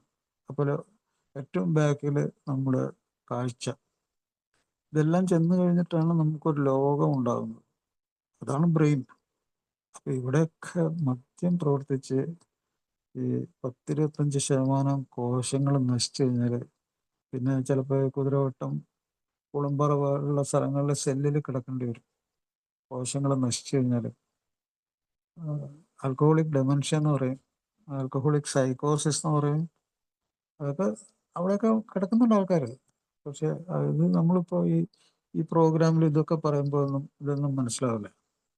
ഞാനതൊക്കെ കണ്ടിട്ടുണ്ട്. ഞാനൊരു വർഷം കുതിരവട്ട ആശുപത്രിയിലൊക്കെ ജോലി ചെയ്തിട്ടുണ്ട്. അവിടെ ഒരു നായ്ക്കൂട് പോലെയുള്ള ഒരു സെല്ലിൽ 5 ലഹരി വസ്തുക്കൾ ഉപയോഗിച്ചവർക്ക് അതിൻ്റെ ഉള്ളിൽ ഇങ്ങനെ ചുരുണ്ടുകൂടി നമ്മുടെ ഈ സൗദിയിലൊക്കെ സെല്ല് പോലെ അങ്ങനെ നിവരാൻ പറ്റില്ല. ഇത് നായ്ക്കൂട് പോലെ അതിൻ്റെ ഉള്ളിൽ ഭക്ഷണം, മലമൂത്ര വിസർജ്യങ്ങളൊക്കെ ആയിട്ട് അവൻ കിടന്നു. അവൻ്റെ ബന്ധുക്കൾക്കൊക്കെ നല്ല സ്വത്തുക്കളൊക്കെ ഉണ്ട്. വലിയ കാറിലൊക്കെ അവർ അവനെ കാണാൻ വരുന്നതൊക്കെ. പക്ഷെ അവർ വന്ന് നിസ്സഹായരായിട്ട് ഇവനെ നോക്കി നിന്നിട്ട് പോവുമായിരുന്നു. അവൻ അതിൻ്റെ ഉള്ളിൽ കിടന്ന് മരിച്ചുപോയി. അപ്പോൾ അങ്ങനെയൊക്കെ മരിക്കുന്ന ധാരാളം ആൾക്കാരൊക്കെ ഉണ്ട് കേട്ടോ. അപ്പോൾ ഇതൊന്നും നമ്മളെ പ്രോഗ്രാമിലൊന്നും ആരും അറിയുന്നില്ല. അപ്പോൾ ഇത്തരം ഭയങ്കര ഭീകരമായിട്ടുള്ളൊരു സൂക്കേടാണത്. അത് ന്യൂറോ സൈക്യാട്രിക് രോഗങ്ങൾ. ന്യൂറോ സൈക്യാട്രിസ്റ്റിനെ തലച്ചോറ് കേടാവുകയും മാനസിക രോഗങ്ങൾ ഉണ്ടാക്കുകയും ചെയ്യുന്ന രോഗമാണ്. അതിലൊക്കെ എത്തുന്നതിന് മുമ്പ് നമ്മൾ പ്രോഗ്രാമിലെത്തണം.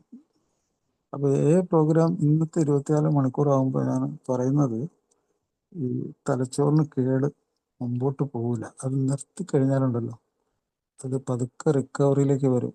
ജീവിക്കാൻ കുറേ സമയം കിട്ടും. നമ്മുടെ ബുദ്ധിശക്തിയൊന്നും നശിച്ചു പോകാതെ ആവശ്യത്തിനുള്ള ബുദ്ധിശക്തിയോട് ജ്ഞാനത്തിൻ്റെ നിലവാരത്തിൽ ജീവിക്കാൻ പറ്റും. പിന്നെ മറ്റൊന്ന്, ഈ കർത്താവ് ഞാനാണ്, ആ ഒരു ചിന്ത തന്നെ ഭയങ്കര സംഭവമാണ്. കർത്താവ്, subject, I am the subject, ഞാനാണ് ഇതിൻ്റെ വിഷയം. ആ ഒരു ധാരണ ഉള്ളിൽ കയറിയ അവന് പിന്നെ ഒരിക്കലും പിഴയ്ക്കില്ല. ഭയങ്കര ഉൾക്കാഴ്ചയാണത്. ഇന്നത്തെ 24 മണിക്കൂറിൽ കിട്ടുന്ന ഏറ്റവും വലിയ ഉൾക്കാഴ്ച, ഞാനാണ് കർത്താവ്, എന്നിൽ നിന്നാണ് എല്ലാം തുടങ്ങുന്നത്. വിഷയം അതാണ്.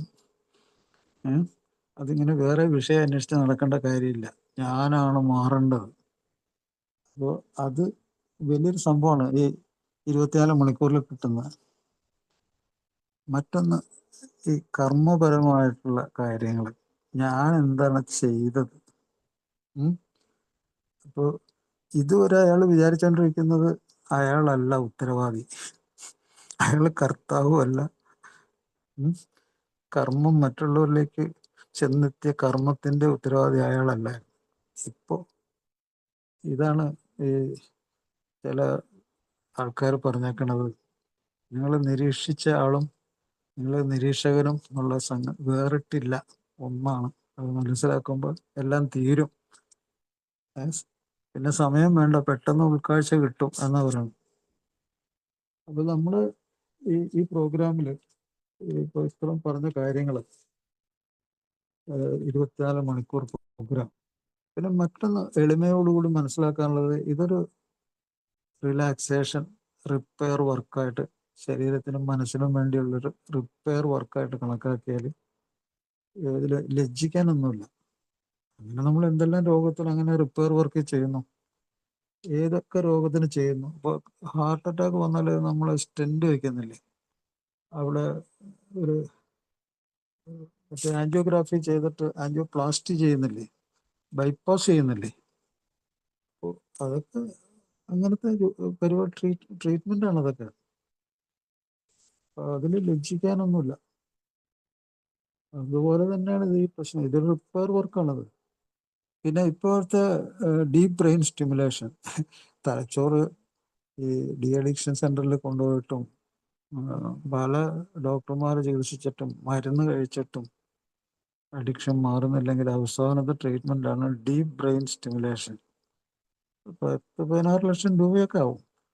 തലച്ചോറിൻ്റെ ഉള്ളിൽ കൂടി നേരിയ ഇലക്ട്രോഡ് കടത്തി അത് ലൊക്കേറ്റ് ചെയ്ത്, ഈ ഞാൻ പറഞ്ഞല്ലോ ബ്രെയിൻ പല സ്ഥലത്ത് ഇങ്ങനെ ലൂപ്പുകളായിട്ട് ഇങ്ങനെ ഇലക്ട്രിക്കൽ സർക്യൂട്ട് ഉണ്ട്.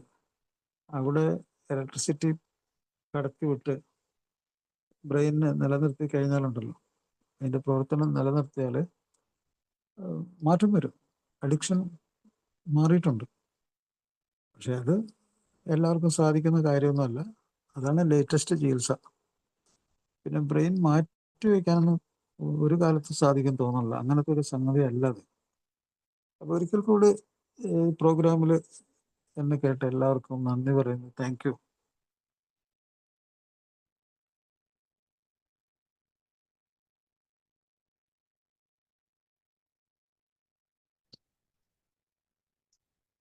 Thank you, Doctor.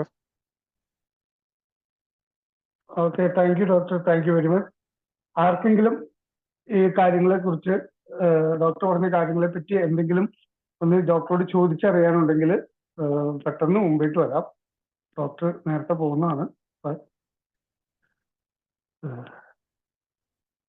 പുതിയ ആളുകൾക്ക് പ്രത്യേകിച്ച് ഞാൻ ശ്രദ്ധിച്ചു പറയുന്നവരെയൊന്നുമല്ല, പഴയ ആളുകൾ പലരും പല സംശയങ്ങളും ചോദിച്ചിട്ടുള്ളതാണ്. പുതിയ ആളുകൾക്ക് അല്ലെങ്കിൽ പഴമക്കാർക്കായാലും നമുക്ക് ആർക്കായാലും സംശയങ്ങളുണ്ടെങ്കിൽ മുമ്പിട്ട് വന്ന് ചോദിക്കാം.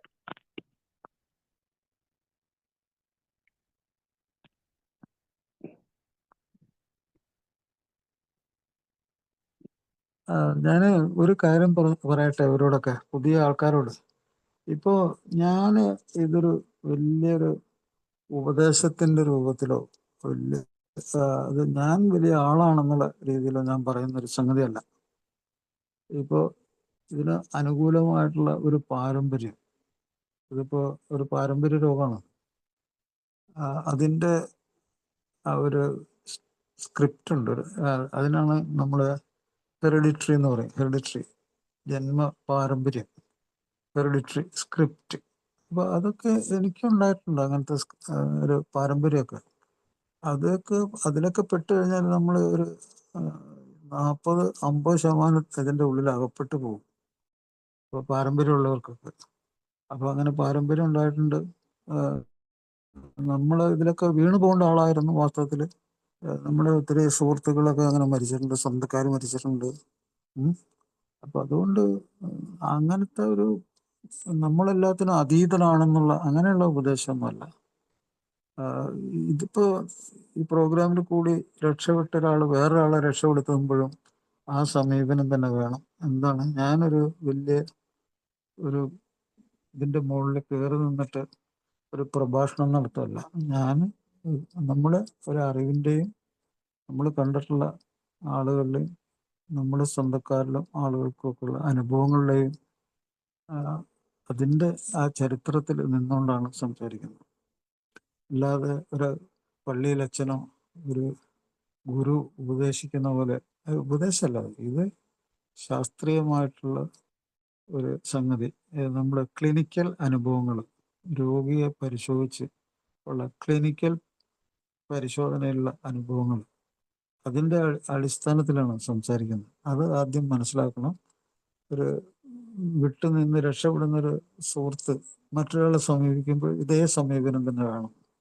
അയാൾ കുറച്ചുകൂടി എളിമയും ഇതേപ്പറ്റി അറിയാവുന്ന ഒരാളായിട്ട് അനുഭവം കൊണ്ടോ ബന്ധങ്ങൾ കൊണ്ടോ ഇത് അറിവുള്ള ഒരാളായിട്ട് വേണം. അല്ലാതെ ഒരു ഉപദേശകനായിട്ട് ഇതിനെ സമീപിച്ചു കഴിഞ്ഞാൽ ആരും ഈ ചികിത്സയ്ക്ക് നിന്നവരില്ല.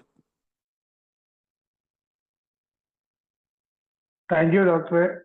ഡോക്ടറെ, ഞാനൊരു സംശയമില്ല എങ്കിലും ഡോക്ടർ കുറച്ച് മുമ്പ് പറഞ്ഞല്ലോ, എൻ്റെ ബുദ്ധിശക്തി കൊണ്ട് മദ്യാസക്തി രോഗത്തിൽ നിന്നും, അതായത് ഞാനൊരു സാധാരണ എല്ലാവരും നമ്മൾ പറയില്ലേ, ഞാനാണ് ഒരു മദ്യാസക്തി, ഞാൻ കള്ളുകൂടിയതെന്ന് ഏറ്റവും അവസാനം തിരിച്ചറിഞ്ഞ ഞാനാണ്. അപ്പൊ നമ്മുടെ ബുദ്ധിശക്തി കൊണ്ട് നമ്മളിത് റിക്കവർ ചെയ്ത് കയറി വരാൻ പലരും ശ്രമിക്കും. എനിക്കതിന് പറ്റുന്ന കാര്യം, എനിക്കും അത് സാധിക്കില്ല എന്ന് മനസ്സിലായത് കൂട്ടായ്മയിൽ വന്ന് കുറച്ച് കഴിഞ്ഞാണ്. കാരണം ചിലപ്പോൾ ഡോക്ടർ പറയാറുണ്ട് ഇടയ്ക്ക് 100 ഒരാൾക്ക് പറ്റുമായിരിക്കും. അതിനെപ്പറ്റി ഒന്നും കൂടി ഒന്ന് വിശദീകരിക്കാമോ ഡോക്ടർ? ശരി. അത് എന്താന്ന് വെച്ചാല് ഇപ്പോ ഒരാളുടെ ഉള്ളില് പലതരം ചിന്തകൾ അയാളുടെ ഉള്ളില് അയാൾ സൂക്ഷിച്ചു വെച്ചിട്ടുണ്ട്. പ്രത്യേകിച്ചും വൈകാരികമായ ചിന്തകൾ നമ്മള് മനസ്സിനെ എക്കാലത്തേക്കും അത് മറക്കാതെ അവിടെ കിടക്കും. വൈകാരികമായ ചിന്തകൾ, വൈകാരികമായിട്ടുള്ള അനുഭവങ്ങൾ, ചിലപ്പോൾ ഒറ്റപ്പെട്ടു പോയി എല്ലാവരാലും ഉപേക്ഷിക്കപ്പെട്ട അവസ്ഥകൾ, അങ്ങനത്തെ അവസ്ഥകളൊക്കെ നമ്മൾ മനസ്സിൽ ഇങ്ങനെ കിടക്കും. അത് വൈകാരികത ഉണ്ട്, അത് നമുക്ക് മറക്കാനും പറ്റില്ല ഇങ്ങനെയുള്ള സംഗതികൾ. അപ്പോൾ ഒരാൾക്ക് ഒരു വിലപ്പെട്ട വിവരമാണ് കിട്ടുന്നത്. അതിൻ്റെ സംഗതി മറ്റൊരാൾ ഇതുപോലെ അനുഭവിച്ചു കാര്യങ്ങൾ, ഇതേപോലെ തന്നെ അയാൾക്ക് അനുഭവം ഉണ്ടായി, അയാൾ ഇങ്ങനെ ഇത് മനസ്സിലാക്കിയപ്പോൾ അയാൾ രക്ഷപ്പെട്ടു എന്ന് പറയുന്ന സംഗതി, ആ കാര്യത്തെപ്പറ്റി ഇയാൾ ഒരിക്കലും ജീവിതത്തിൽ ആലോചിച്ചിട്ടുണ്ടാവില്ല. അയാൾ സിംപ്ലി ലഹരി സാധാരണ ഉപയോഗിച്ചു, അതിൻ്റെ ഉള്ളിൽ സൈക്ലിക്കലായിട്ട് ഇങ്ങനെ തിരിഞ്ഞു കളിച്ചു, അയാളുടെ ശരീരം വഴങ്ങി, മനസ്സ് വഴങ്ങി, അയാൾ അവസാനം ഒരു അടിമയായി. അത്ര അയാൾക്ക് അറിയാവുള്ളൂ. പക്ഷെ ഇതൊരു രോഗമാണെന്നും അതിലിങ്ങനെയാണ് കയറിപ്പറ്റിയെന്ന് മനസ്സിലാക്കുമ്പോൾ ആ ലേണിങ്, ആ ഒരു പഠനം അയാളെ സംബന്ധിച്ച് വലിയൊരു തിരിച്ചറിവാണ്. ഒരല്പം ബുദ്ധിശക്തി ഉണ്ടെങ്കിൽ അത് പെട്ടെന്ന് കയറിപ്പറ്റും.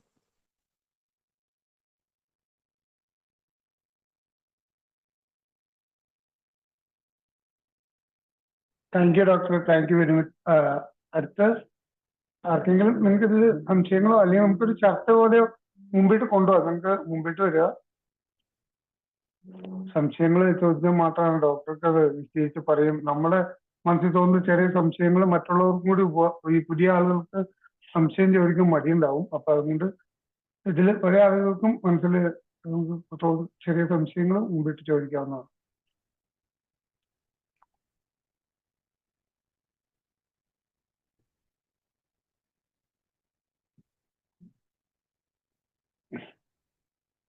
ആർക്കും സംശയങ്ങളൊന്നുമില്ല. അല്ല, അവരുടെ അനുഭവങ്ങൾ എന്തെങ്കിലും പറഞ്ഞാലും മതി, നമുക്കത് ഡിസ്കസ് ചെയ്യാൻ അതെ, പറ്റും. ജീവിതത്തിൽ നിങ്ങൾക്കുണ്ടായ ഒരു അനുഭവങ്ങൾ പറയുമ്പോൾ ഡോക്ടർ അതിന് ഉള്ള ഒരു ഡോക്ടറുടെ ഭാഗത്തുനിന്നുള്ള ഒരു മറുപടി അല്ലെങ്കിൽ ഡോക്ടറിന് ഒന്ന് എക്സ്പ്ലെയിൻ ചെയ്യാൻ സാധിക്കും.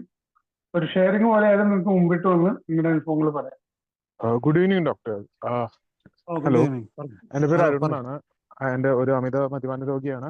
ഹായ് അരുൺ. ഹായ്. ഹായ്. 1 വർഷം 6 മാസമായിട്ട് മദ്യപാനത്തിൽ നിന്ന് പൂർണ്ണമായിട്ട് ഒഴിഞ്ഞു നിൽക്കുന്നു, മറ്റു ലഹരി വസ്തുക്കളിൽ നിന്ന് പൂർണ്ണമായിട്ട് ഒഴിഞ്ഞു നിൽക്കുന്നു. ലൈഫ് വളരെ സന്തോഷപൂർവ്വം മുന്നോട്ട് പോകുന്നു. ഞാനിപ്പോ എക്സ്പീരിയൻസ് താങ്ക്സ്. ഇപ്പോഴാണ് ഞാൻ കൂടുതൽ നമ്മൾ ചെയ്ത കാര്യങ്ങളെ കുറിച്ചൊക്കെ എനിക്ക് അങ്ങനത്തെ കാര്യങ്ങൾ ഓർമ്മ വരുന്നത്, എന്തൊക്കെയാണ് ചെയ്തതെന്നുള്ള കാര്യങ്ങൾ. അതിൽ നിന്നൊന്നും ശരിക്കും അത് പെട്ടെന്ന് നമ്മളൊരു ഡെസ്പാക്കി പോവാ. അതായത് നമ്മളൊരു പോസിറ്റീവായിട്ട് നിൽക്കുന്ന സമയത്ത് നമ്മൾ മുമ്പ് ചെയ്തിട്ടുള്ള കാര്യങ്ങള്, അയ്യോ ഞാൻ ഇങ്ങനെ ചെയ്തു പോയല്ലോ. അപ്പൊ അങ്ങനത്തെ ഒരു സിറ്റുവേഷനിൽ നിന്ന് എങ്ങനെ റിക്കവർ ചെയ്യാൻ പറ്റും എന്നുള്ള കാര്യം സാറിന്റെ ഒരു എക്സ്പീരിയൻസിൽ നിന്ന് ഒന്ന് പറഞ്ഞു. ശരിയാണ്. അതിപ്പോ ഇതെങ്ങനെയാന്ന് വെച്ചാല്, ഞാൻ തുടക്കം മുതൽ പറഞ്ഞത്, ഈ രോഗം സ്റ്റാർട്ട് ചെയ്യുന്ന ബ്രെയിനാണ് നമ്മുടെ ജ്ഞാനത്തിന്റെ ഉറവിടം. നമുക്ക് ഈ ഭൂമിയിൽ കിട്ടുന്ന എല്ലാ അറിവുകളും നമ്മൾ ജനിക്കുന്നതിന് മുമ്പ് തന്നെ, അമ്മയുടെ ഉദരത്തിൽ കിടക്കുന്ന സമയത്ത് തന്നെ നമുക്ക് ബ്രെയിൻ, ഇപ്പൊ അമ്മയുടെ ഈ യൂട്രസില്, ഈ ഗർഭപാത്രത്തില് ഇത് ചവിട്ടുന്നു, ഇളകി കളിക്കുന്നു, അത് പാട്ട് കേൾക്കുന്നു, അത് ഇഷ്ടപ്പെട്ട ചലനങ്ങൾ ഉണ്ടാക്കുന്നു. ഇതൊക്കെ ഇപ്പോൾ കണ്ടുപിടിച്ചിട്ടുണ്ട്. നമ്മൾ അൾട്രാസൗണ്ടൊക്കെ സ്റ്റഡി നടക്കുമ്പോഴത്തേക്ക് അതൊക്കെ മനസ്സിലാകുന്നു. അത് പലതരം പഠനങ്ങൾ നടന്നിട്ടുണ്ട് അതിൽ. അപ്പോൾ ഈ ഗർഭപാത്രത്തിൽ കിടക്കുമ്പോൾ പോലും നമ്മുടെ ബ്രെയിനിൽ, ഈ കുട്ടിയുടെ ബ്രെയിനിൽ പല സംഗതികളും സ്വീകരിക്കാനുള്ള സംഗതികൾ ഉണ്ട്, ആ സൗണ്ടിൽ കൂടിയൊക്കെ. അപ്പോൾ ഈ ബ്രെയിൻ ഇങ്ങനെ വളർന്ന് വലുതാവുമ്പോൾ അത് ഈ സെൻസേഷൻ, അതായത് പുറത്തു നിന്നുള്ള സെൻസേഷൻ, ആ സെൻസേഷൻ എന്തിനെ കുറിച്ചുള്ളതാണ്? അത് നമുക്കറിയാലോ, കാഴ്ച, കേൾവി, ഗന്ധം, രുചി, ചൂട്, തണുപ്പ്, സ്പർശനം, എല്ലാം തന്നെ ഇത് ലോകമായിട്ട് നമുക്കൊരു കണക്ഷൻ വേണമെങ്കിൽ ഇതൊക്കെ നമുക്ക് വേണം, നോർമലായിട്ട് വേണം, ഒരു നോർമൽ ബ്രെയിൻ നമുക്ക് വേണം. അപ്പോൾ ആ സർക്യൂട്ട് അങ്ങനെ വലുതായി നമ്മൾ വളർന്ന് വലുതായി വരുവാണ്. ഇപ്പൊ ഇങ്ങനെ ഈ വളർന്ന് വലുതാവുന്ന അവസ്ഥയിൽ തന്നെ ഒരു പ്രശ്നമുണ്ട്. നമ്മൾ ഈ കൗമാര പ്രായത്തിലും യുവത്വത്തിലേക്ക് എത്തുന്നതിന് മുമ്പ് തന്നെ ചില കുട്ടികളിൽ ഈ ഈ കുട്ടിത്വം, ശിശുത്വം അല്ലെങ്കിൽ ഒരു ആ, ബാല്യം അത് അങ്ങനെ തങ്ങി നിൽക്കും. അത് വളർച്ച മെച്യൂർ ആവില്ല. അവന് 20 വയസ്സായാലും അവന് ചെറിയ കുട്ടിയെ പോലെ ഇമ്മച്യൂർ ആയിട്ടുള്ള ബ്രെയിൻ ഉണ്ടാവും. അപ്പൊ അതിന്റെ അർത്ഥം വെച്ചാൽ ഈ ലോകം ശരിക്കും ഉള്ളിലേക്ക് എത്തിയിട്ടില്ല. എങ്ങനെ മാനസികമായ ഒരു തലത്തിൽ അല്ലെങ്കിൽ അനുഭവങ്ങളുടെ തലത്തിൽ. ഇപ്പൊ വൈകാരികമായിട്ടുള്ള അവസ്ഥയിൽ ഇപ്പൊ ഈ ഭയം, സങ്കടം, ദേഷ്യം, സന്തോഷങ്ങൾ ഇങ്ങനെ പറയുന്ന വൈകാരികതയൊക്കെ ശരിക്കും മനസ്സിലാക്കിയിട്ടില്ല. ഈ വൈകാരികത നെഗറ്റീവാണോ പോസിറ്റീവാണോ, അത് എന്നെ എങ്ങനെ രക്ഷിക്കും, എനിക്ക് എന്ത് ഉപദ്രവം ഉണ്ടാക്കും, ഇങ്ങനെയുള്ള ചിന്തകളൊന്നും ആലോചനകളൊന്നും മനസ്സിലില്ലാതെ ചിലപ്പോൾ സമ്പന്ന കുടുംബത്തിലെ കുട്ടികളൊക്കെ അങ്ങനെ വളരും. കാരണം അവർക്ക് വിശക്കുമ്പോൾ കരയേണ്ട ആവശ്യമില്ല, അവർക്ക് എല്ലാ സംഗതികളും അവർക്ക് അടുത്തുണ്ട്, അവരങ്ങനെ. നേരെ വിളിച്ച് ഒരു ദാരിദ്ര്യം ഉള്ള ഒരു കുടുംബത്തിലെ കുട്ടിയാണെങ്കിൽ വിശക്കുമ്പോൾ ഭയങ്കര കരച്ചില്, അച്ഛനും അമ്മയൊക്കെ ശല്യപ്പെടുത്തും.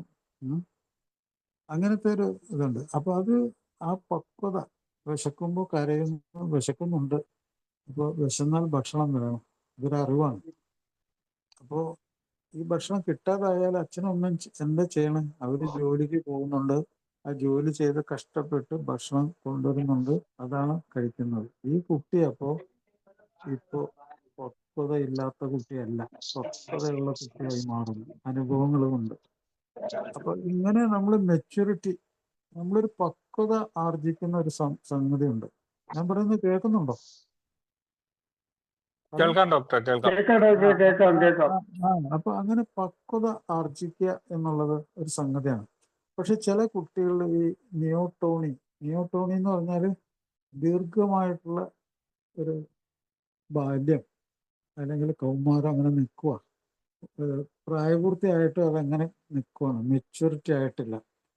അത് അത് ഈ ലോകം നമ്മളിൽ ഉണ്ടാക്കുന്ന ഇമോഷൻസ്, ചുറ്റുപാടുകൾ, നമ്മുടെ സാമൂഹികമായിട്ട് അതുമായിട്ട് ബന്ധപ്പെട്ട നമ്മുടെ ചലനങ്ങൾ, തിരിച്ചറിവ്, നമ്മളെ തന്നെ കെയർ ചെയ്യുന്നത്, ഇതിലൊക്കെ വ്യത്യാസം വന്നുകൊണ്ടിരിക്കും. അപ്പൊ ഈ പക്വതയില്ലായ്മ കൂടിപ്പോയി കഴിഞ്ഞാല് നമുക്ക് ജനറൽ ഇന്റലിജൻസ്, നമ്മുടെ ജീവിതത്തെ കുറിച്ചുള്ള ജനറൽ ഇന്റലിജൻസ് ഒക്കെ കുറഞ്ഞു പോകും. അങ്ങനെ നമ്മൾ കുട്ടികൾ അങ്ങനെ വളർന്നു കഴിയുമ്പോഴത്തേക്കും പല കുട്ടികളും ആ പക്വതയില്ലായ്മയിൽ പലതും പരീക്ഷിച്ചു കഴിഞ്ഞുണ്ടല്ലോ, പല കുട്ടികളും ബ്രെയിൻ ഡാമേജ് ഉണ്ടായിട്ട് ഭയങ്കര അതിക്രൂരന്മാരും. അങ്ങനെ ഇപ്പൊ ഈയിടെ നടന്നൊരു സംഭവം, 5 പേരെ കൊന്നില്ലേ ഒരാള്. ആ ഹിസ്റ്ററി എടുത്താൽ നിങ്ങൾക്ക് മനസ്സിലാവും.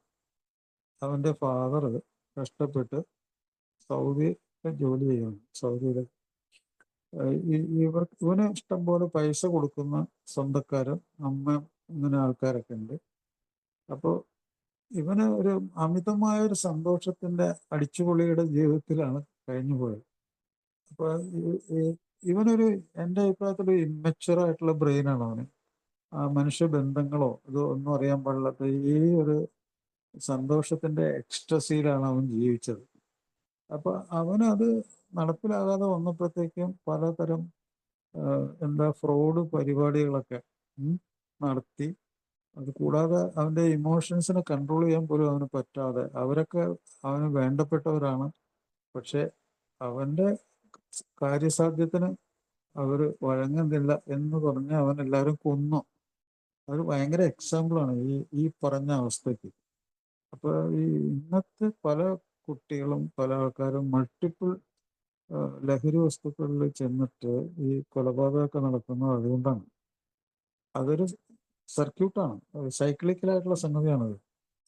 അപ്പൊ നമ്മൾ ഈ പ്രോഗ്രാം ഉണ്ടല്ലോ, ഈ പ്രോഗ്രാം വളരെയധികം ഉപകാരം ചെയ്യും ഈ കാര്യത്തിലൊക്കെ. തിരിച്ചറിവ് നല്ല രീതിയിൽ കൊടുക്കും. ഇത് നേരത്തെ തന്നെ, എത്രയും നേരത്തെ തന്നെ നമ്മൾ ഈ പ്രോഗ്രാമിലേക്കുള്ള ആൾക്കാർ എത്തിക്കണം. ഇവിടെ ഇവിടെ അത് സാധ്യമാണ് എന്നവരോട് പറയണം. അവരുടെ തിരിച്ചറിവ് അനുസരിച്ച് ഇത് സാധ്യതയുള്ള സംഗതിയാണ്.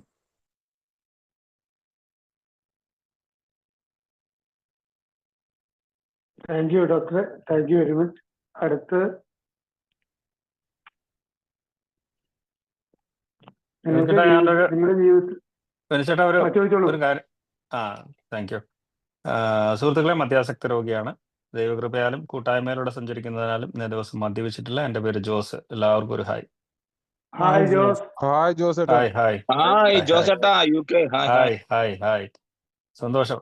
ഡോക്ടർ, ഞാൻ ഇന്ന് എൻ്റെ ജീവിതത്തിൽ സംഭവിച്ച ഒരു ചെറിയൊരു മനസ്സിൻ്റെ അത് ഷെയർ ചെയ്യാനായിട്ടാണ്. മദ്യത്തിൽ നിന്ന് മാറി നിൽക്കുന്നത്. ഇന്ന് 250 ദിവസമായിട്ട് കൂട്ടായ്മയിലൂടെ ജീവിക്കുന്നു. താങ്ക് യു സാറേ.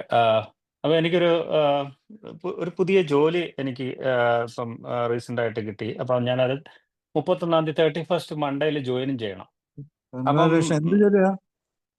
ഞാൻ ഈ UK NHS ക്ലിനിക്കൽ സപ്പോർട്ട് വർക്കറായിട്ട്.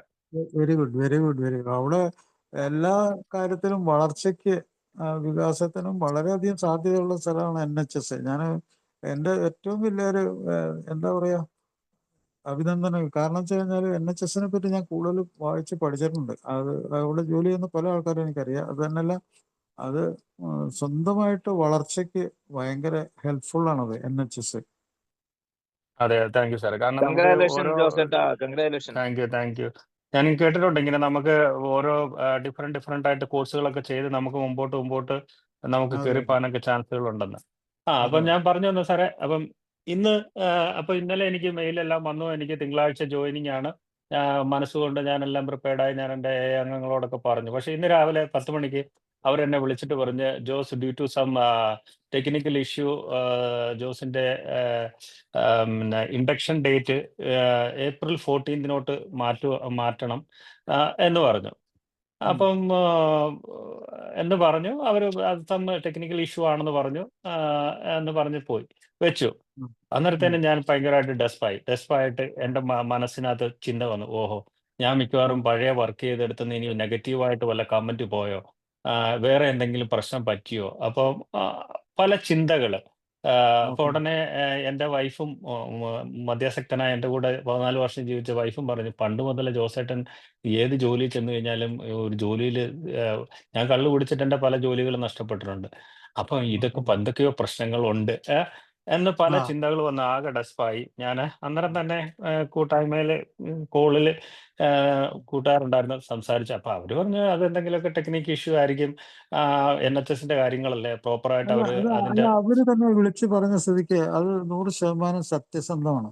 അത് നിങ്ങൾ അതല്ല സാറേ. പറഞ്ഞല്ലോ അതിപ്പോ എന്നിട്ട് അത് എന്നിട്ട് ആ വൈകിട്ട് അത് 3 മണിക്ക് അവരിപ്പോ തിരിച്ചു വിളിച്ച് അവരായിട്ട് അത് സോർട്ട് ഔട്ട് ആയി തിങ്കളാഴ്ച തന്നെ ജോയിൻ ചെയ്യാനും പറഞ്ഞു. പക്ഷെ ഞാൻ ഓക്കെ. പറഞ്ഞെന്ന് പറഞ്ഞാല് അത്രയും വിതിൻ സെക്കൻഡ്സിനകത്ത് എന്റെ ചിന്തകൾ എവിടെയൊക്കെ പോയെന്നുള്ളതാണ്. അതെ ആ അതെ കറക്റ്റ്. ആ ഒരു മദ്യാസക്തന്റെ എന്റെ ആ ചിന്ത ഞാൻ അല്ല നേരെ അല്ല നെഗറ്റീവിലോട്ടാണ് പോയത്. അതെ, അതൊരു റിയാലിറ്റി ആയിരുന്നല്ലോ. അതെ. അത് അത് അതെ. റിയാലിറ്റി ആയിരുന്നല്ലോ. അത് ഞാൻ നേരത്തെ ഇതിനു മുമ്പ് സംസാരിച്ചപ്പോൾ പറഞ്ഞല്ലോ ആ റിയാലിറ്റിയെ പറ്റി. ആ, റിയാലിറ്റി എന്താണെന്ന് നമുക്ക് മനസ്സിലാക്കാൻ പറ്റാത്തതുകൊണ്ടാണ് നമുക്ക് ജോലി പോയത്, അല്ലേ? അതെ നമ്മള് അതെ അതെ നമ്മളെ ജോലി എന്ന് പറഞ്ഞാൽ നമ്മുടെ നിലനിൽപ്പാണ്, ഇന്നത്തെ ഭക്ഷണമാണ്, കൂടെ ജീവിക്കുന്നവരുടെ ഭക്ഷണമാണ്. അതിൽ നമ്മൾ 100% 100% ഇപ്പോൾ ഈ അമേരിക്കയിലൊക്കെ ആൾക്കാർ ഇപ്പോൾ മദ്യപിച്ച് വണ്ടി ഓടിച്ചാൽ രോഗലക്ഷണമാണെന്ന് അവർ ഉറപ്പിക്കുന്ന പോലെ അതൊരു സംഗതിയാണത്. അത് ഈ രോഗി മനസ്സിലാക്കണം, ഇതെന്റെ ഭക്ഷണമാണ്, ഇതെന്റെ കുടുംബത്തിന്റെ ഭക്ഷണമാണ്, ഇതിലേക്ക് വീഴ്ച വരുത്താൻ അശേഷം പറ്റില്ല. അത് അത്രമാത്രം ഗൗരവം ജീവിതമല്ലേ അത്. അപ്പൊ അതെ ആ റിയാലിറ്റി ഓടിയിട്ടില്ല. മുൻസ്ഥാനം മദ്യത്തിനായിപ്പോയി. അതെ. പണ്ട് ഒരു ഏത് ജോലിയൊക്കെ ഒരുപാട് നഷ്ടപ്പെട്ടതെല്ലാം ഈ മദ്യപാനം കാരണമാണ്. അത് ഇന്ന് വ്യക്തമായിട്ട് അത് മനസ്സിലാവുന്നുണ്ട്. അപ്പൊ കറക്റ്റ്. പെട്ടെന്ന് ഞാൻ പറഞ്ഞ തരാം, ആ ചിന്ത നമ്മളായിട്ട് ആകുലപ്പെടുത്തി. പെട്ടെന്ന് ഞാൻ പല നെഗറ്റീവ് ചിന്തകളിലോട്ട് പോയി. പക്ഷെ ഉം. അങ്ങനൊന്നുമല്ല റിയാലിറ്റി. അതവരുടെ ഉം. ടെക്നിക്കൽ ഇഷ്യൂ ആയിരുന്നു. അതെ. അത് വൈകിട്ട് 3 മണിക്ക് വീണ്ടും അവർ വിളിച്ചിട്ട് അത് സോർട്ട് ഔട്ട് ചെയ്തു. അത് April 14 അല്ല, മൺഡേ തന്നെ റീസ്റ്റാർട്ട് ചെയ്യാന്നും പറഞ്ഞ് ജോയിൻ ചെയ്യാന്നും പറഞ്ഞ് പറയുകയും ചെയ്തു. പക്ഷെ ഞാൻ ആ കൺഗ്രാജുലേഷൻ. മൂമെന്റിൽ ഞാൻ ആ, പല ആ, കാര്യങ്ങളും ചിന്തിച്ചു എന്നുള്ളതാണ്. അതെ, അത് ഞാൻ നേരത്തെ പറഞ്ഞ സംഗതികളിലൊക്കെ അതുണ്ട്. അപ്പോൾ ഈ ഉം. റിയാലിറ്റി റിലേഷൻഷിപ്പ് ഒക്കെ ഭയങ്കരമായിട്ട് നമ്മളെ ബാധിക്കുന്നതാണ് ഈ രോഗേ. അത് ഉം. ഇത് നമുക്ക് അനുഭവം കൊണ്ടത് അറിയാലോ സംഗതി. ഉം. Okay. ഏതായാലും ഇനി നിങ്ങൾ വിഷമിക്കണ്ട. കാരണം നിങ്ങൾക്ക് ഇനി മുമ്പോട്ട് പോകാനുള്ള എല്ലാ സംഗതികളും NHS ഒരു ജോലി കിട്ടിയിട്ടുണ്ടെങ്കിൽ അത് വളരെ വാല്യുബിൾ ആണ്. താങ്ക് യു സാറേ, താങ്ക് യു. ഞാൻ തുടക്കം മുതലേ എല്ലാ ക്ലാസ്സുകളും, സാറിൻ്റെ ക്ലാസ്സുകളൊക്കെ എൻ്റെ ഈ സോബർ ലൈഫിൽ ഒത്തിരി കാര്യങ്ങൾ മനസ്സിലാക്കാനും ഒരുപാട് രീതിയിൽ മുമ്പോട്ട് സ്വയം മനസ്സിലാക്കി ആത്മാർത്ഥതയോടുകൂടി കൂട്ടായ്മയിലൂടെ സഞ്ചരിക്കാനായിട്ട് എന്നെ ഒത്തിരി ഹെൽപ്പ് ചെയ്തിട്ടുണ്ട്. അപ്പോൾ ഒത്തിരി താങ്ക് യു. നന്ദി. സാറൊക്കെ എന്നും പ്രാർത്ഥനകളിൽ, ഞങ്ങളുടെ പ്രാർത്ഥനകളിൽ എന്നും സാറിനെ ഓർക്കുന്നുണ്ട്. Thank you. Thank you thank സാറേ, you. Thank you so much. Thank you Jose, thank you doctor. നമുക്ക്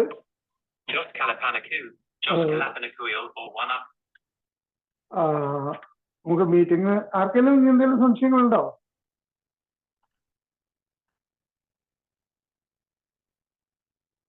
ഇപ്പൊ ഡോക്ടറെ ഞങ്ങള് ഗ്രൂപ്പിന്റെ പേരിലും ഞങ്ങളുടെ എല്ലാ പേരിലുള്ള നന്ദി അറിയിക്കുകയാണ്. വീണ്ടും അടുത്ത ദിവസം കാണാം.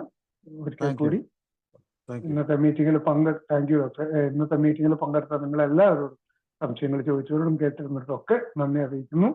അടുത്ത ദിവസം വീണ്ടും കാണാം. ഒരിക്കൽ കൂടി എല്ലാവർക്കും നന്ദി പറഞ്ഞുകൊണ്ട് ഈ മീറ്റിംഗ് വൈൻഡപ്പ് ചെയ്യാണ്. വിളിച്ചിട്ടാ പ്രാർത്ഥിക്കാമോ? ചേട്ടാ, വാഗ്ദാനം വായിച്ചോട്ടെ? ആ വാഗ്ദാനങ്ങൾ വായിച്ചോളൂ തീർച്ചയായിട്ടും. ഏയുടെ വാഗ്ദാനങ്ങൾ. നമ്മുടെ പുരോഗതിയിലെ ഈ ഘട്ടത്തിൽ നാം കഠിനാധ്വാനത്തിന് തയ്യാറാണെങ്കിൽ പകുതി വഴി ചെല്ലുന്നതിന് മുമ്പ് തന്നെ നാം അത്ഭുത പരതന്ത്രരാകും. ഒരു പുതിയ സ്വാതന്ത്ര്യവും സന്തോഷവും നാം അറിയാൻ പോവുകയാണ്. കഴിഞ്ഞ കാലത്തെ ഓർത്ത് നാം ഖേദിക്കുകയോ അതിന്റെ നേരെ വാതിൽ കുട്ടിയടയ്ക്കുകയോ ഇല്ല. പ്രശാന്തി എന്ന വാക്കിന്റെ അർത്ഥം നന്നായി ഗ്രഹിക്കുകയും സമാധാനം എന്തെന്ന് നാം അറിയുകയും ചെയ്യും. നാം എത്രമേൽ താഴോട്ട് പോയിട്ടുണ്ട് എന്നുള്ളത് ഒരു പ്രശ്നമല്ല. നമ്മുടെ അനുഭവങ്ങൾ എങ്ങനെ മറ്റുള്ളവർക്ക് വേണ്ടി പ്രയോജനപ്പെടുത്താം എന്ന് നാം കാണുന്നു. ഒന്നിനും കൊള്ളാത്തവരാണ് നാം എന്ന ധാരണയും സ്വയം സഹതാപവും അപ്രത്യക്ഷമാകുന്നു. സ്വാർത്ഥ കാര്യങ്ങളിലുള്ള നമ്മുടെ താല്പര്യം നഷ്ടപ്പെടുകയും നമ്മുടെ സഹജീവികളോടുള്ള സ്നേഹം വർദ്ധിക്കുകയും ചെയ്യുന്നു. ഭാഗ്യാന്വേഷണ പ്രവണത നമ്മിൽ നിന്ന് അകലും. ജീവിതത്തോടുള്ള നമ്മുടെ മനോഭാവം, കാഴ്ചപ്പാടും മാറും. ആളുകളെക്കുറിച്ചും സാമ്പത്തിക സുരക്ഷിതത്തെക്കുറിച്ചുമുള്ള ഭയം നമ്മെ വിട്ടകലും. നമ്മളെ അന്താളിപ്പിച്ചിരുന്ന സാഹചര്യങ്ങൾ എങ്ങനെ കൈകാര്യം ചെയ്യണമെന്ന് ഒരു ഉൾവിളി കൊണ്ടെന്ന പോലെ നാം അറിയുന്നു. ഞങ്ങൾക്ക് സ്വയം ചെയ്യാൻ കഴിയാതിരുന്ന കാര്യങ്ങൾ ദൈവം ഞങ്ങൾക്ക് വേണ്ടി ചെയ്യുന്നു എന്ന് പെട്ടെന്ന് ഞങ്ങൾക്ക് ബോധ്യപ്പെടുന്നു. ഇതൊക്കെ അതിരുകടന്ന വാഗ്ദാനങ്ങളാണോ? അല്ലെന്നാണ് ഞങ്ങൾ കരുതുന്നത്. ഞങ്ങൾക്കിടയിൽ അവ സഫലമാക്കപ്പെടുന്നു. പലപ്പോഴും പെട്ടെന്ന്, ചിലപ്പോൾ സാവധാനം. നാം അതിന് ശ്രമിച്ചാൽ അവയെല്ലായ്പ്പോഴും സാധ്യമാകുന്നു. Thank you all. Thank you Jose. ജോലിച്ചിട്ട് പ്രാർത്ഥിക്കാമോ?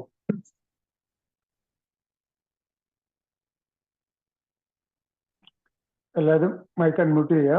ദൈവമേ, ദൈവമേ, മാറ്റുവാൻ പറ്റാത്തവയെ പറ്റാത്തവയെ സ്വീകരിക്കുവാനുള്ള സ്വീകരിക്കുവാനുള്ള പ്രശാന്ത മനസ്ഥിതിയും മനസ്ഥിതിയും മാറ്റുവാൻ പറ്റുന്നവയെ പറ്റുന്നവയെ മാറ്റുവാനുള്ള ധൈര്യവും ഇവയെ തമ്മിൽ വേർതിരിച്ചറിയുവാനുള്ള വിവേകവും ഞങ്ങൾക്ക് നൽകണമേ. നൽകണമേ. Thank you, doctor. Thank you, doctor. Thank you, Josh. Thank you. Coming back. Thank you. Thank you, Vinicheta. Bye bye.